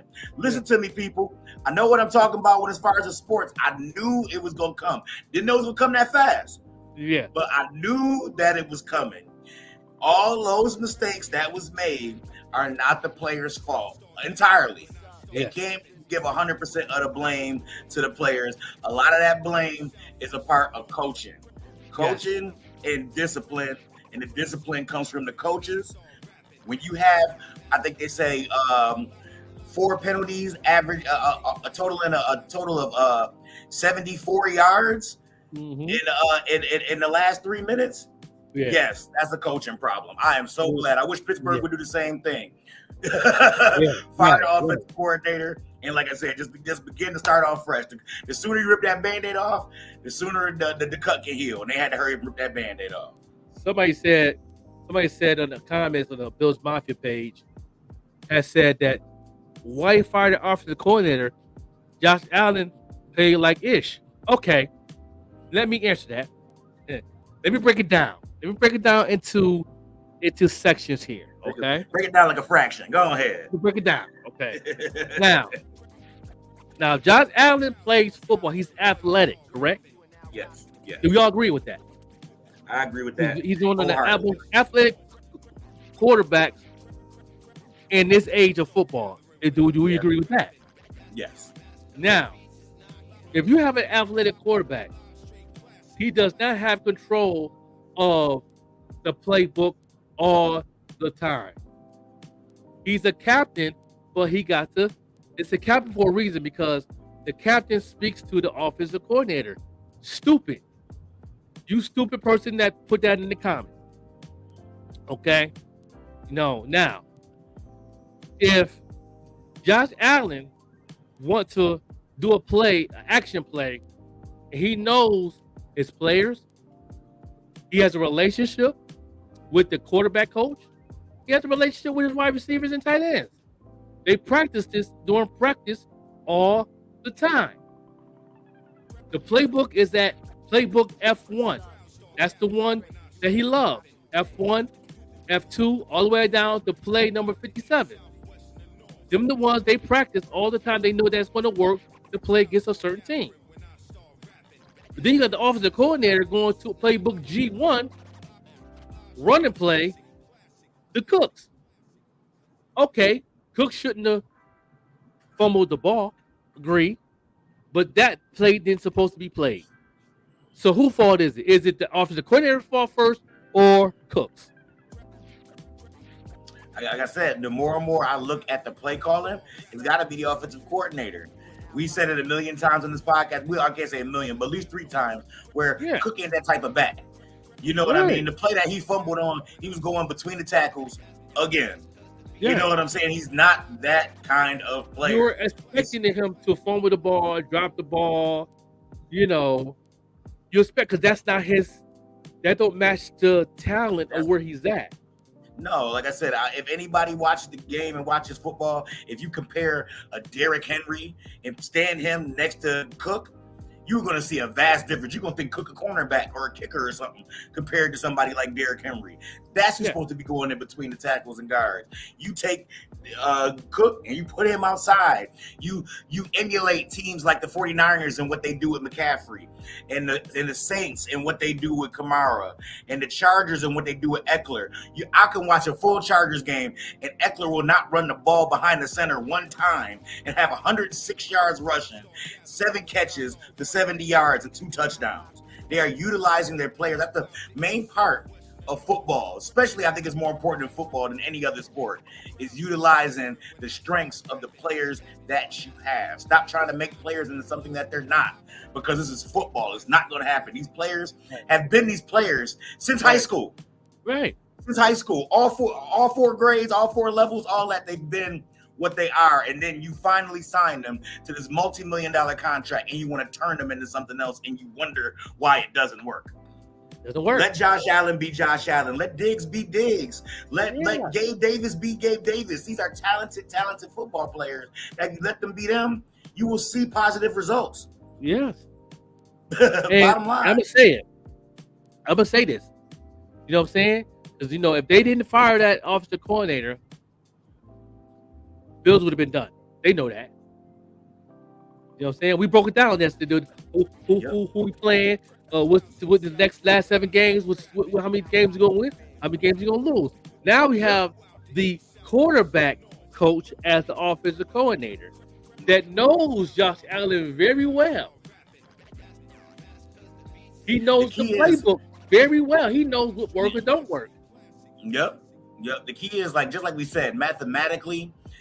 I'm sure mathematically they could possibly get into the playoffs, but realistically, we know that that's probably not going to happen. I'm going to say this. They have a chance to win every game, rest of the game. Yeah.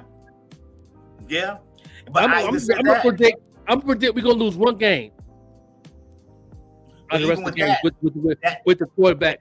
Quarterback coach being the offense. We're going to lose 1 game on the rest of the game. That would make us 6-1 throughout the rest of the thing, which would give us a final record of 11-6. Yeah.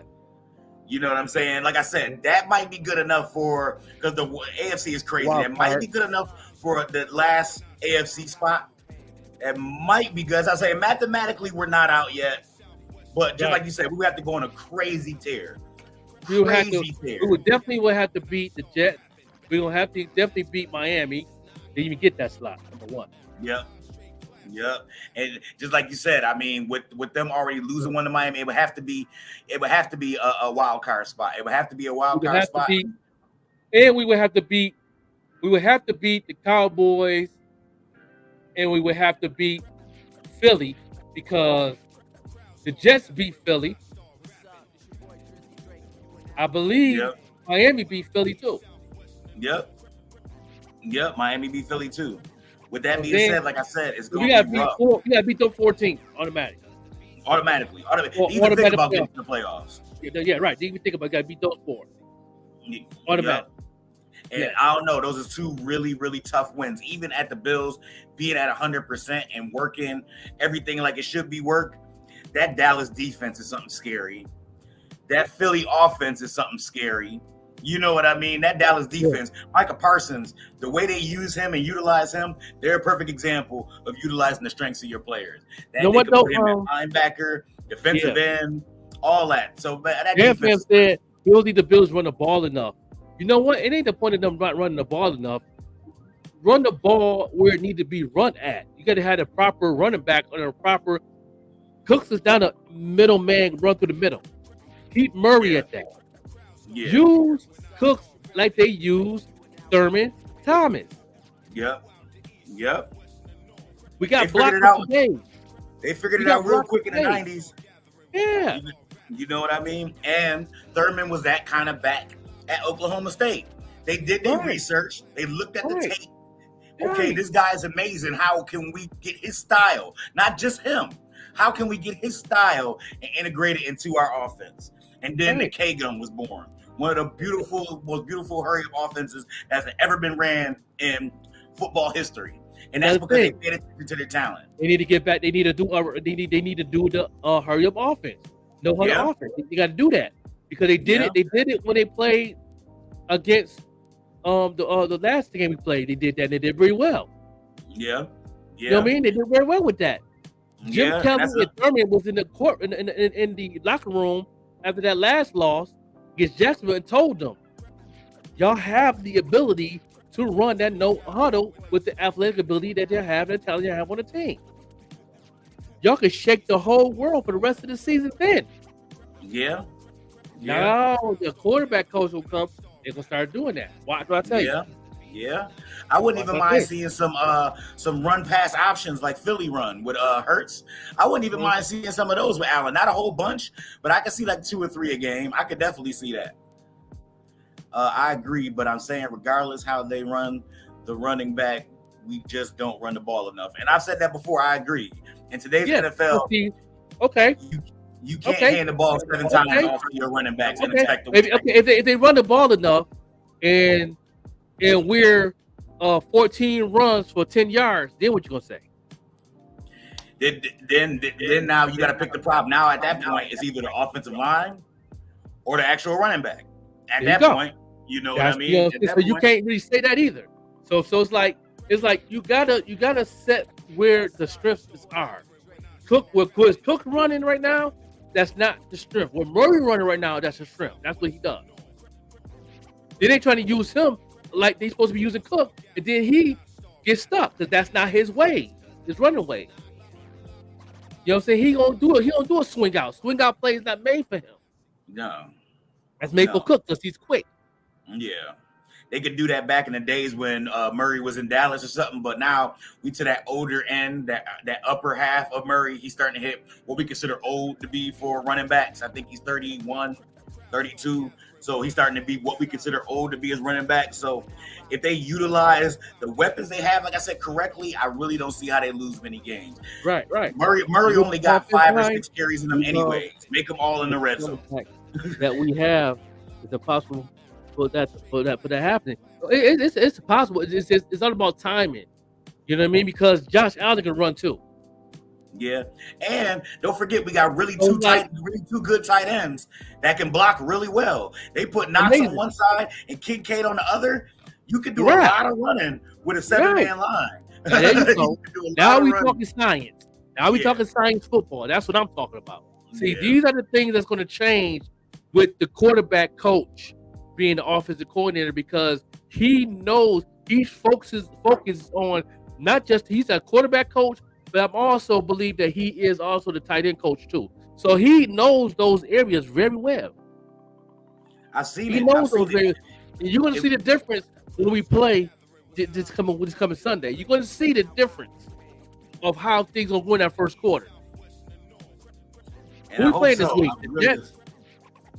I really hope so, just because it's like I said, there's so much talent in Buffalo that I really hope that they, like I say, utilize it correctly. I'm about to bring up the schedule again for the Buffalo Bills, and we can look at it now Now with the new offensive coordinator, I wonder if that number is going to change. Okay, let's do it. All right, with a solid offense. Now, this is me doing projection as far as the Bills offense running at top tier as best as it can run for the rest of the season. Let's say go ahead and tag like 10 people as Bills fans. Tune in. Okay. Oh, we got the Jets this week. Okay, we got the Jets this week. We playing the Jets in Buffalo? We can take the Jets. Perfect offense, good offense, no turnovers. We can take the Jets. So that's 1-0. Yeah. At Philly. Now, hold on. With Philly now, it's not the defense. It's the offense. It's not the offense. Not even that. For Buffalo, it's not. Know it's going to be a problem with Buffalo? Their special teams going to keep us up. That's what I worry about. They do got one of the top special teams. The putting special teams in Philly and the kick, they got to kick over their head. And then the putting, if we putting at the 1 yard line, trust me, when that young boy get that ball, he gonna run up at least 40 yards and put you right in the red zone. The special teams for Philly is gonna hurt us. And not the offense. I'm not worried about the offense. I'm not worried about the defense. I'm not worried about that with Philly. I think we can adapt since we have an offensive coordinator now. I think we can adapt. That special team's gonna kill us. That special teams with Philly is gonna be the weakness of Buffalo. That's what I'm worried about.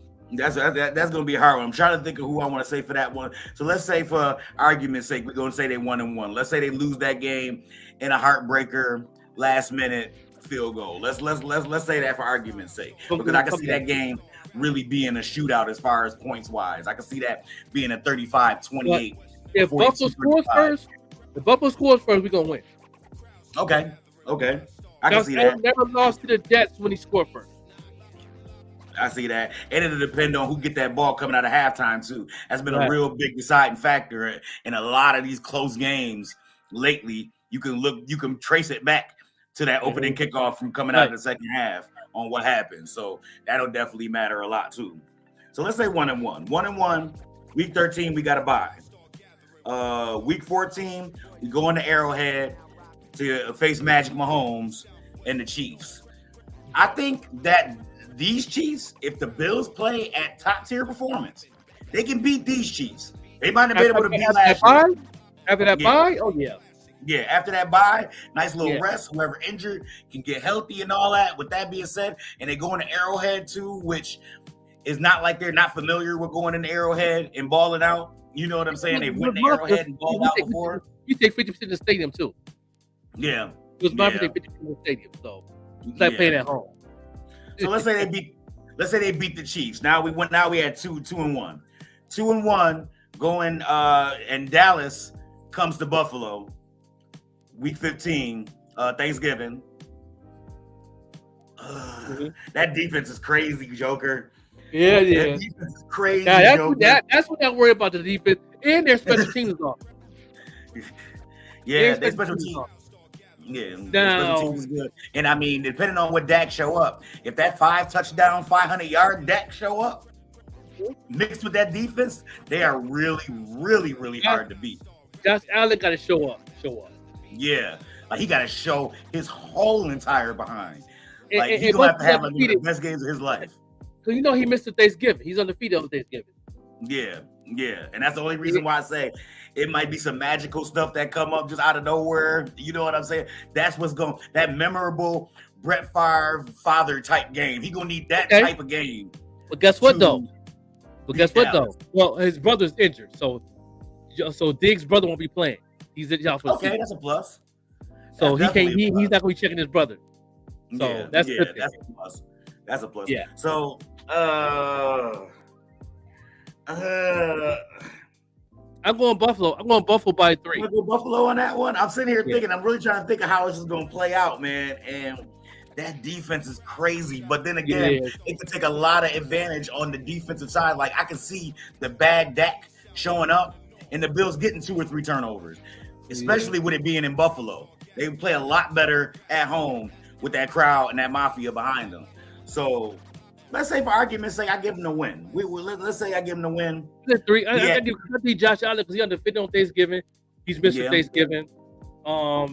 He's not going to take that L and mess up his reputation of being Mr. Thanksgiving. He gonna get the turkey leg, him and Diggs.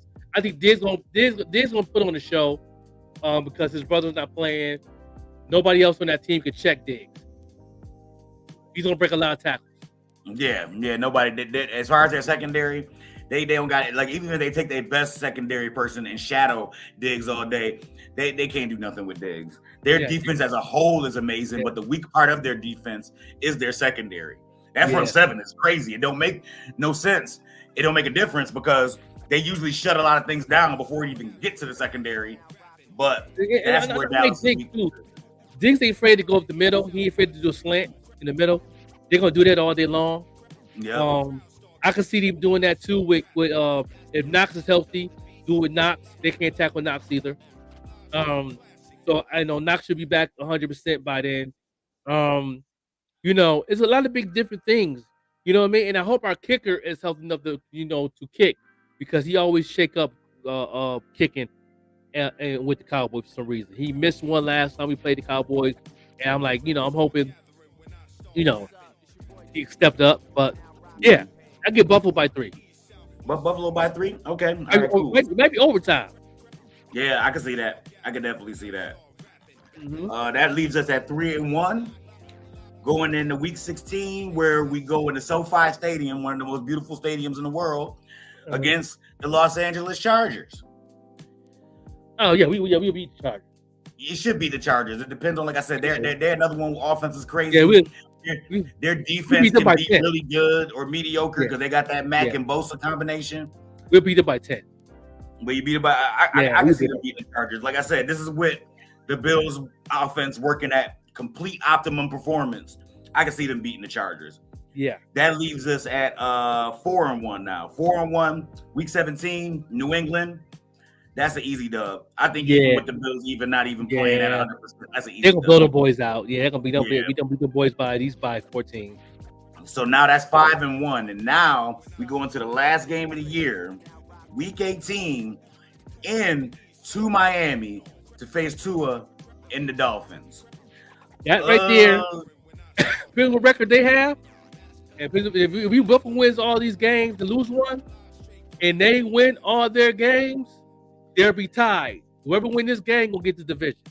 And that's what I was about to say. I was going to be like, it'll be tied. And then we had that conversation of whether Tua would be starting or not, depending on how things went. But if things go how we're talking about right now on this show right now, he would have to play because the neck and neck race would be too much at that time. He would have to play just for playoff implications. With that being said, they'll be tied. It might be this last time. This win right here, that win right there was definitely good because you got to think, that's gonna be the showdown. That'll be a showdown, and this is my thing. This is where I hope that. Let me ask a question. Okay. What time do they play? Ooh, that's a good one right there. Let me find out. What time do they play? And then don't got the times on here too. Hold up. I'm breaking the Buffalo Bills schedule. And like I said, I mean, I don't know that that offense is not crazy, but it's fast. Yeah. That's the thing about that offense. What happens is because what time they play, what time they play is they might change the time on us.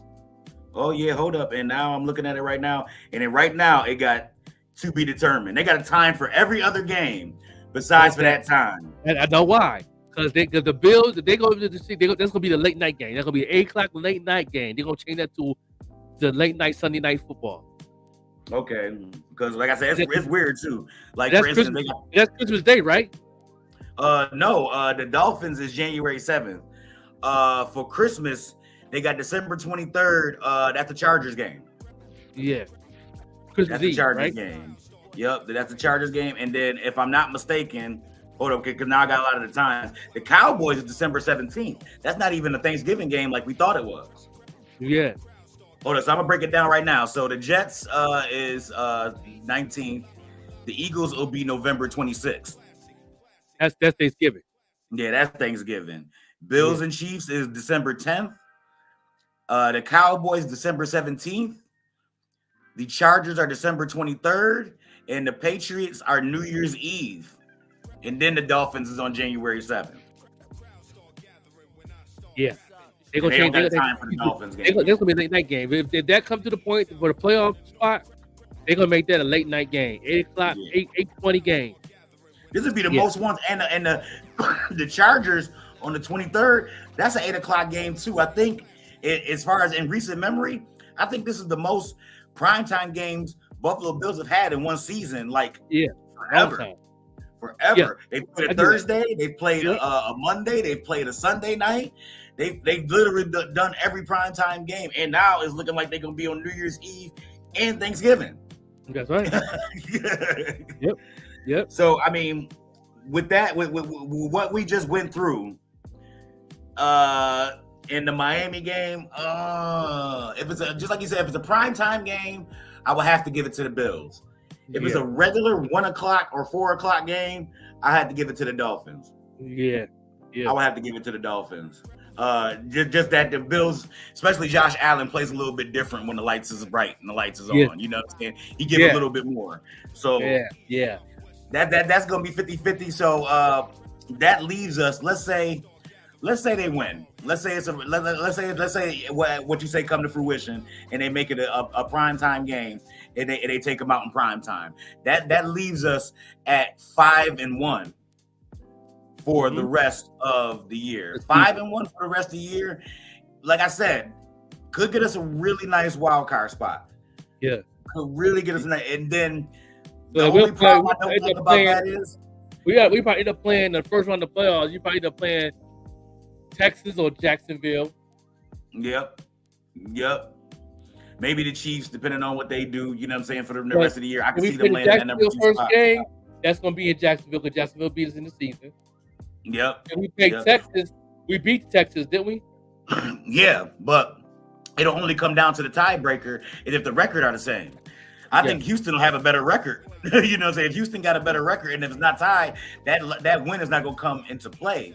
When you that last wild card team, you pretty much got to depend on being the road team on every game that you're going to have for the rest of the playoffs. You're not going to play at home one time.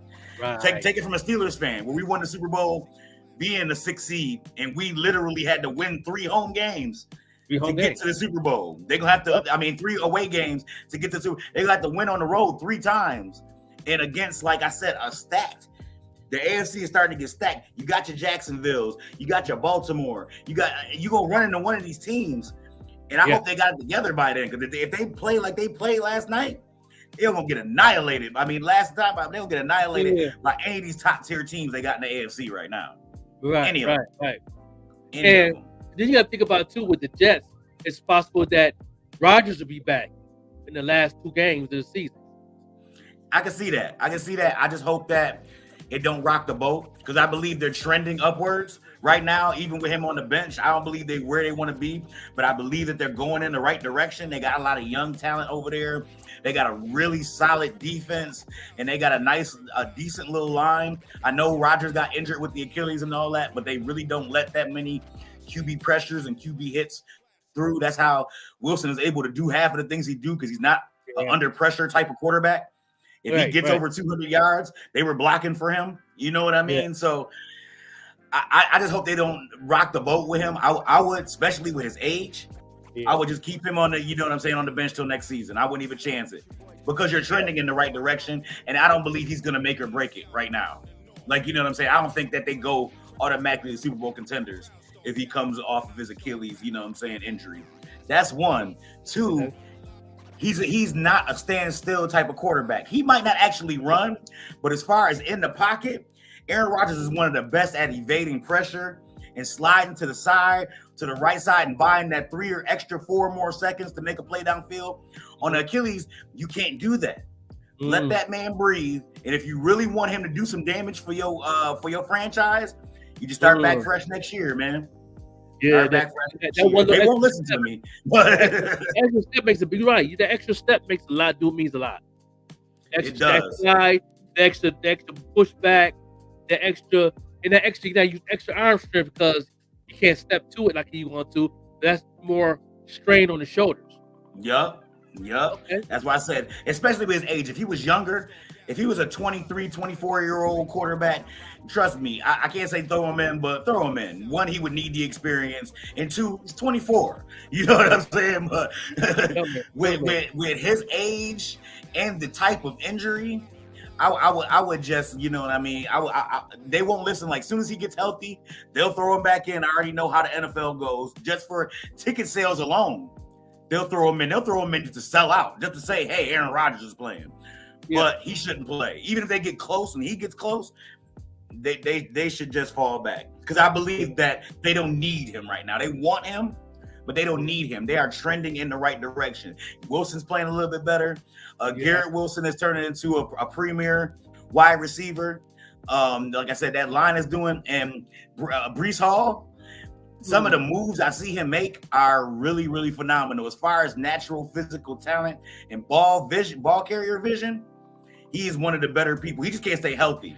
But some of the shifts and cuts I see him make are amazing. He's definitely going to be an amazing running back once they get everything together. I think they got a really solid nucleus, and don't rock the boat right now. Right. Don't rock the boat right now. Yeah, well, we'll see. Buffalo got hope now since they fired the offensive coordinator. The quarterback coach taking the place of the offensive coordinator. We see hope now. We see some possibilities that the Buffalo will win. You know what I'm saying? Most of the games now. Is we got hope on some things, so that's cool. Let's get to college basketball.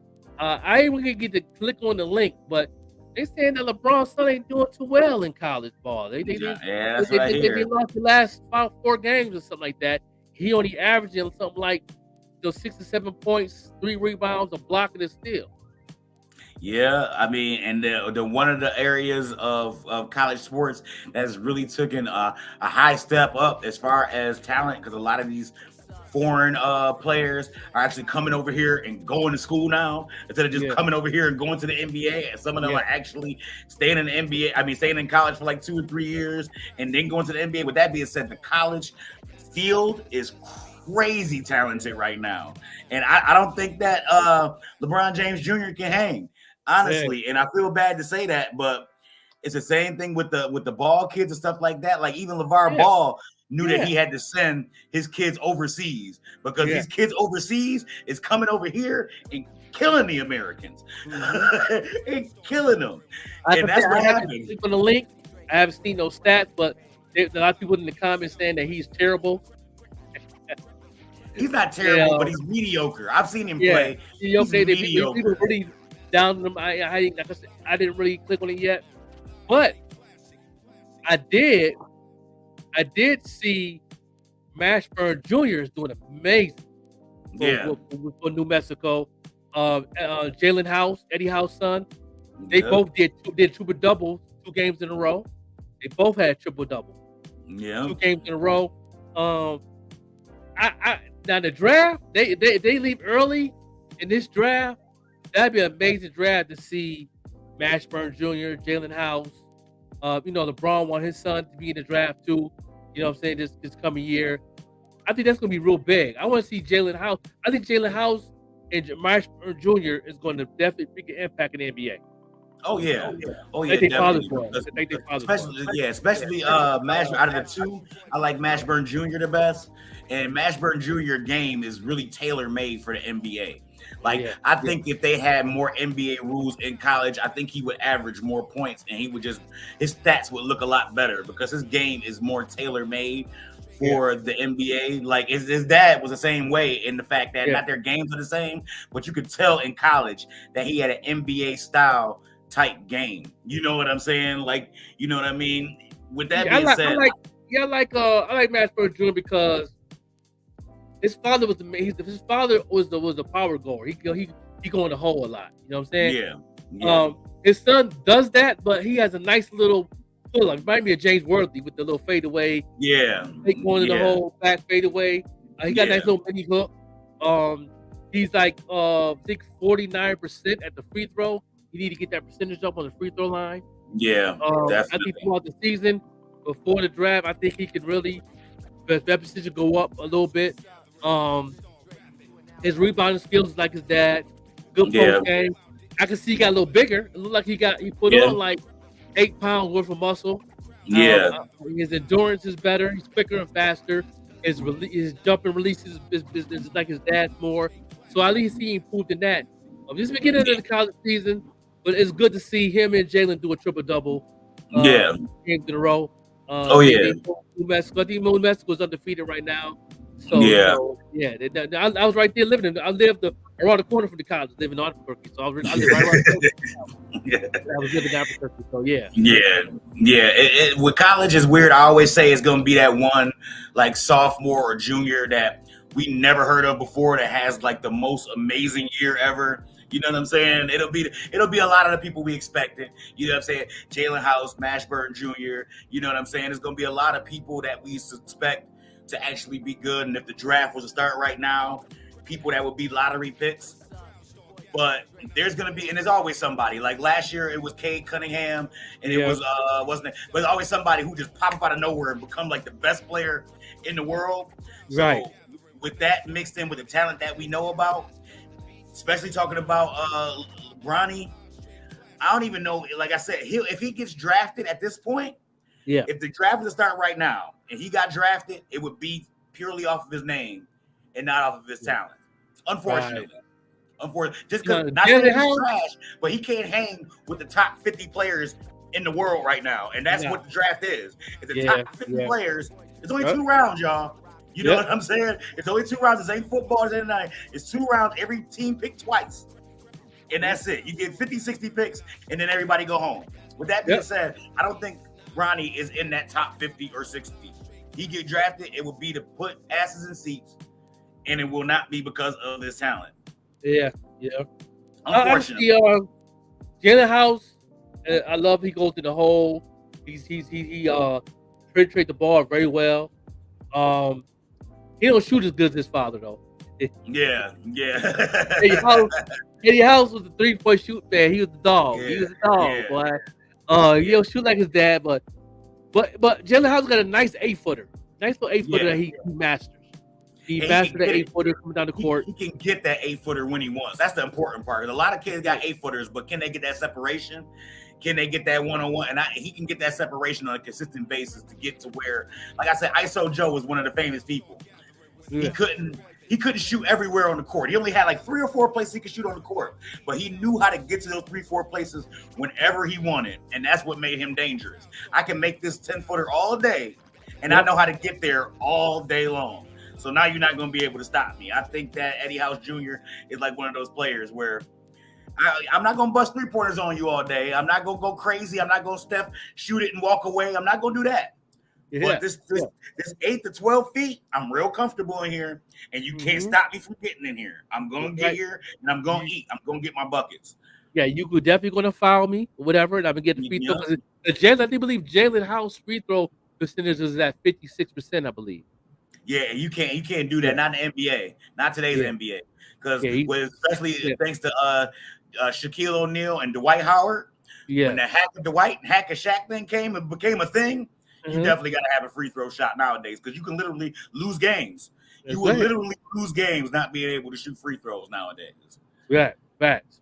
You got to shoot.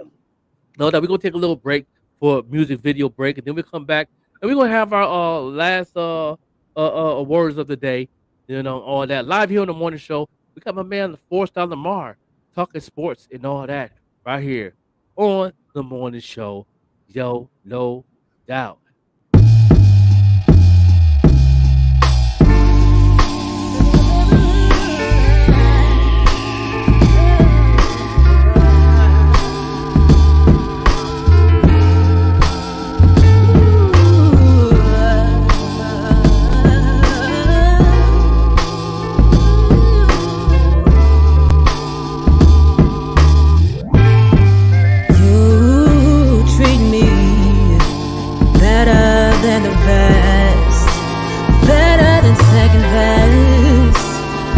Give me all you got and give me the rest.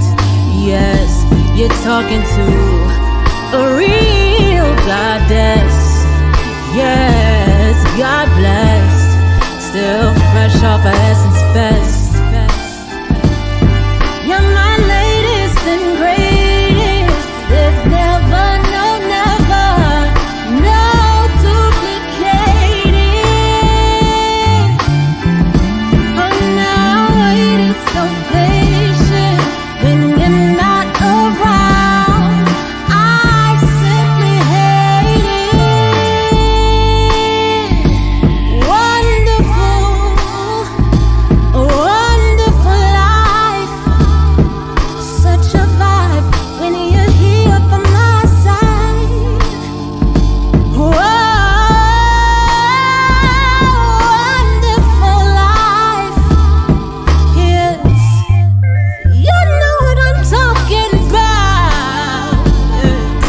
this. Tell you that. Did you remember to tell them that? Well, that I always had your back. I'm a rider till the wheels go round and round and spin off into infinity. So this image of me might be what it clearly might need to be. You're my lady, my baby. There's never, no, never, no, never, never, no, no duplicating. Now our wait is so patient when you're not around. I simply hate it. I ascertain sometimes I might be scatterbrained, and my heart is certainly not all terrain. That's so lame. So may I obtain some Novocaine. May I never complain when there's champagne. I check the mark like a trademark. A whole rider, theme park, a double park in front of Central Park. The black Joan of Arc, always sturdy, never no question marks. Wonderful, wonderful life. Such a vibe when you're here by my side. Wonderful life. Yes, you know what I'm talking about. My ladies, my greatest. There's never, no, never, no, no, no duplicating. No, it is so patient when you're not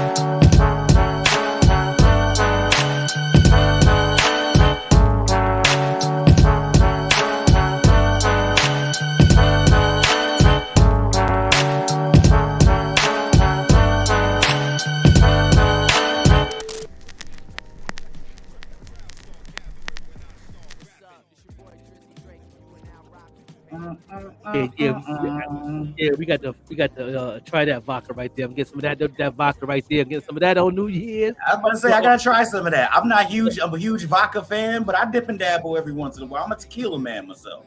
Do that. Yeah, I got the AU. I'm get some of that AU by Thanksgiving. I'm get some AU. I'm gonna get that passion berry. I like the little mixture they got with that. I'm gonna go ahead and get that joint, man. Go to the, what I'm saying, see if I can holler at the liquor store, see if they can order it early. Cause you know what I'm saying? Cause some liquor stores have it, some don't. But I told Vet, if you want to get that in Buffalo, I think the only liquor store in Buffalo might got that is the one on Delavan and Hagen. They have all the exclusive liquor. So okay. I'm pretty sure they got that on the shelf. And if not, they can definitely order it for you ASAP. Yeah. And they'll call you when they get in, so make sure you come and get it. But that's what's up. Yeah, I'm down with that. I'm pretty sure they got it there. They had all the exclusive liquors, man. I remember when Ciroc was Ciroc, they had that. They had the little mini bottles in the front, for the low. And there's a new vodka coming out, and they promoted it, whatever. And I got a whole case of the mini bottles, but I'm pretty sure they got the cans of the AU vodka, the mixed drink, also the wine coolers, and I'm pretty sure they got the vodka too. I'm pretty sure they got it. So y'all can definitely check them out. Yeah, go ahead and get that. Get some of that AU vodka, y'all.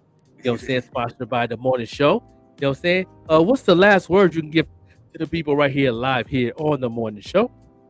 Like I said, you know me. I always try to, you know, what I mean, I got this light. You know what I'm saying? I got this glow. I got the Bruce Leroy glow around me. I know I do.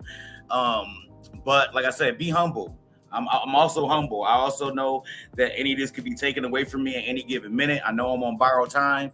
You know what I'm saying? So be humble. You know what I'm saying? Appreciate the journey, and I want to thank my actors and actresses. I had my first 2 table reads this week, and I plan on shooting this weekend for the first time. So, like I said, so appreciate the journey. Be humble. That's my main thing. Be humble. You know what I'm saying? Be confident, be cocky, but also be humble. Know that you are a human. Know that you're a human being, and mistakes happen. They just obstacles, and go through them. And just if you humble and you realize where you at and where you came from and where you want to go, the getting to that destination is a lot easier. Yeah, a lot easier. I agree. No doubt, I agree. I'm gonna say this. These are for the people that have been doing their thing. They've been grinding, you know what I'm saying, and been on their little lane. Continue to be consistent and persistent in what you're doing. If it ain't broke, don't fix it. Keep doing what you're doing. I think when you're consistent, and I know when you're consistent, new things come, and you learn new things when you're consistent, and then you can adapt to it, and then you can move forward a little better. You know what I mean? You can maneuver a little different. You know what I mean? So when you're consistent, the growth is already going to be there. You just got to be aware of that growth there, so you can go ahead and grab that wisdom and knowledge and keep going, go to that next level. I'm gonna say that. I'm gonna say that. I ain't gonna say too much. I'm gonna say that be consistent and persistent what you're doing. You know what I'm saying? Everything will come to you. Consistent and persistent. I like that. Consistent and persistent. Yeah. Definitely. Cause I know me. I learned from experience from that. You know, I'm in part of my career now where I'm pacing myself, and I don't have to really go hard. I go hard, but I don't have to go hard. I pretty much know my niche. I know my fan base. I know my audience.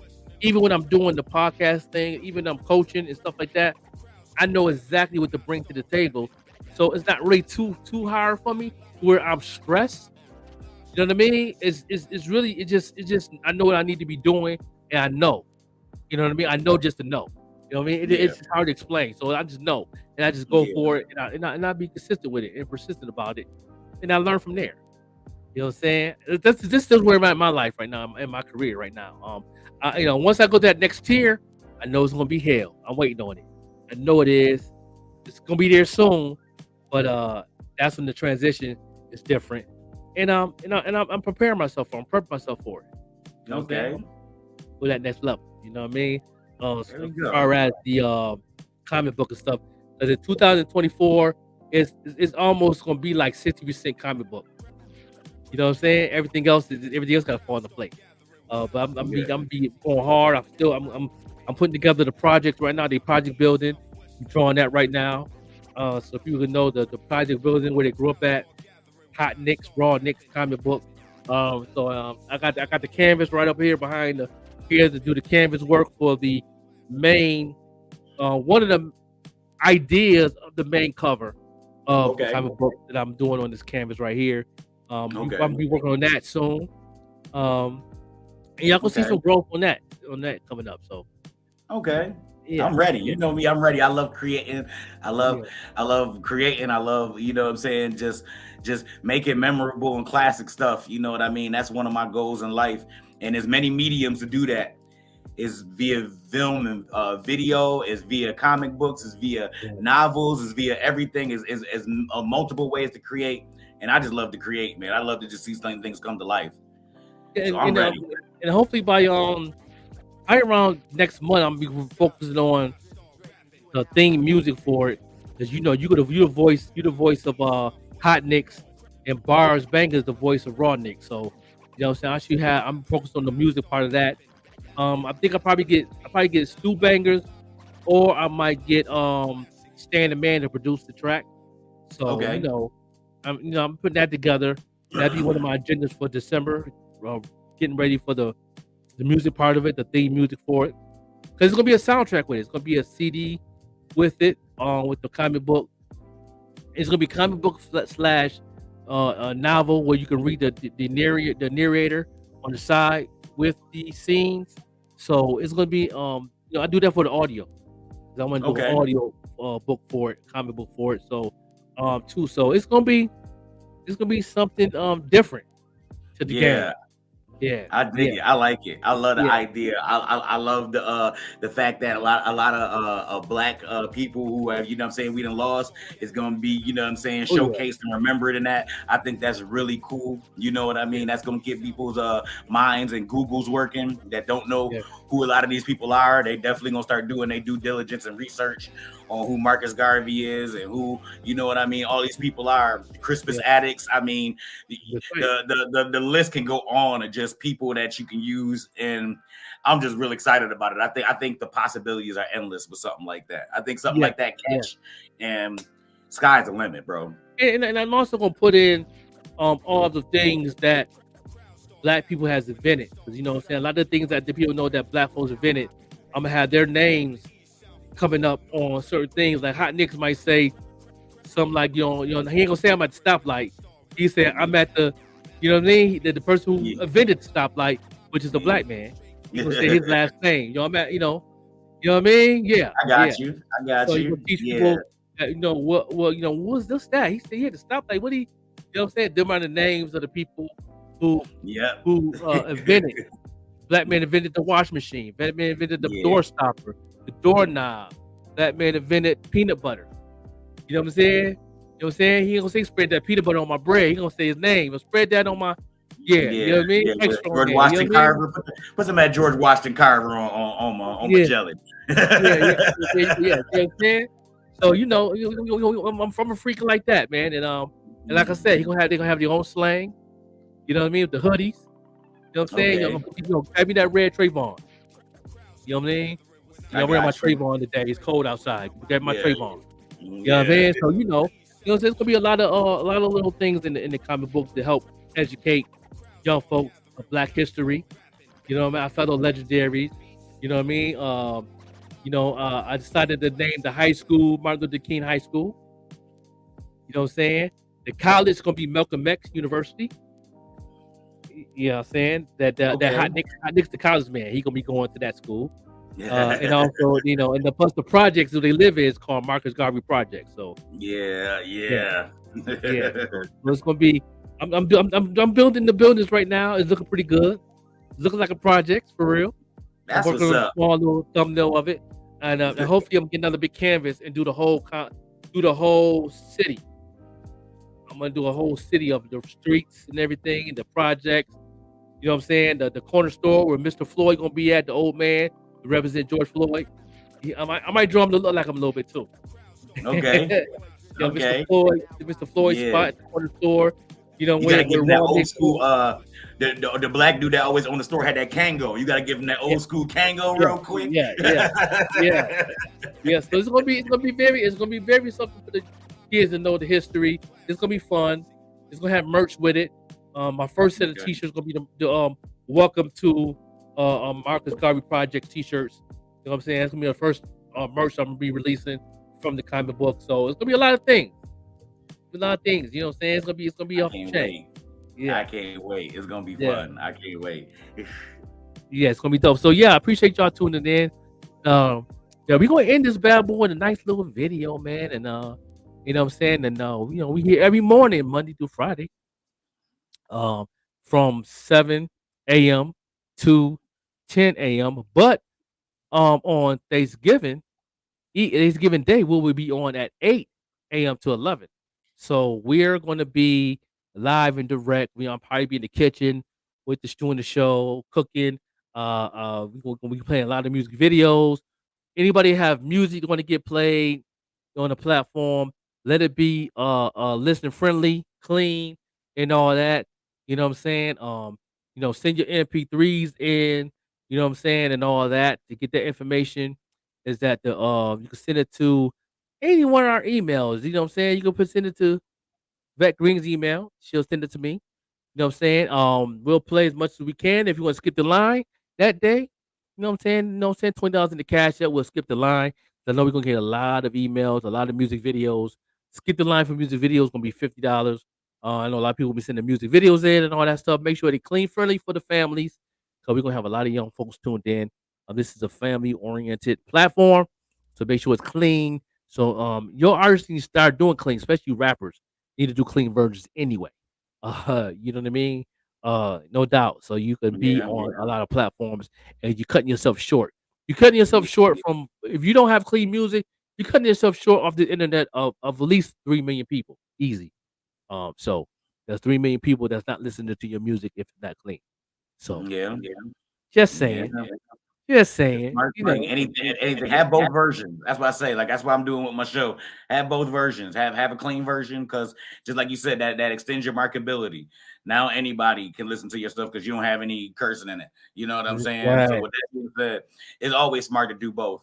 I can't see why somebody wouldn't. Or at least if you're gonna just pick one, pick the clean side. That's right. Clean side, baby. Then we see you tomorrow morning. Same place, same time, right here on the Morning Show Podcast. Yo, we out. Peace. I wanna go out.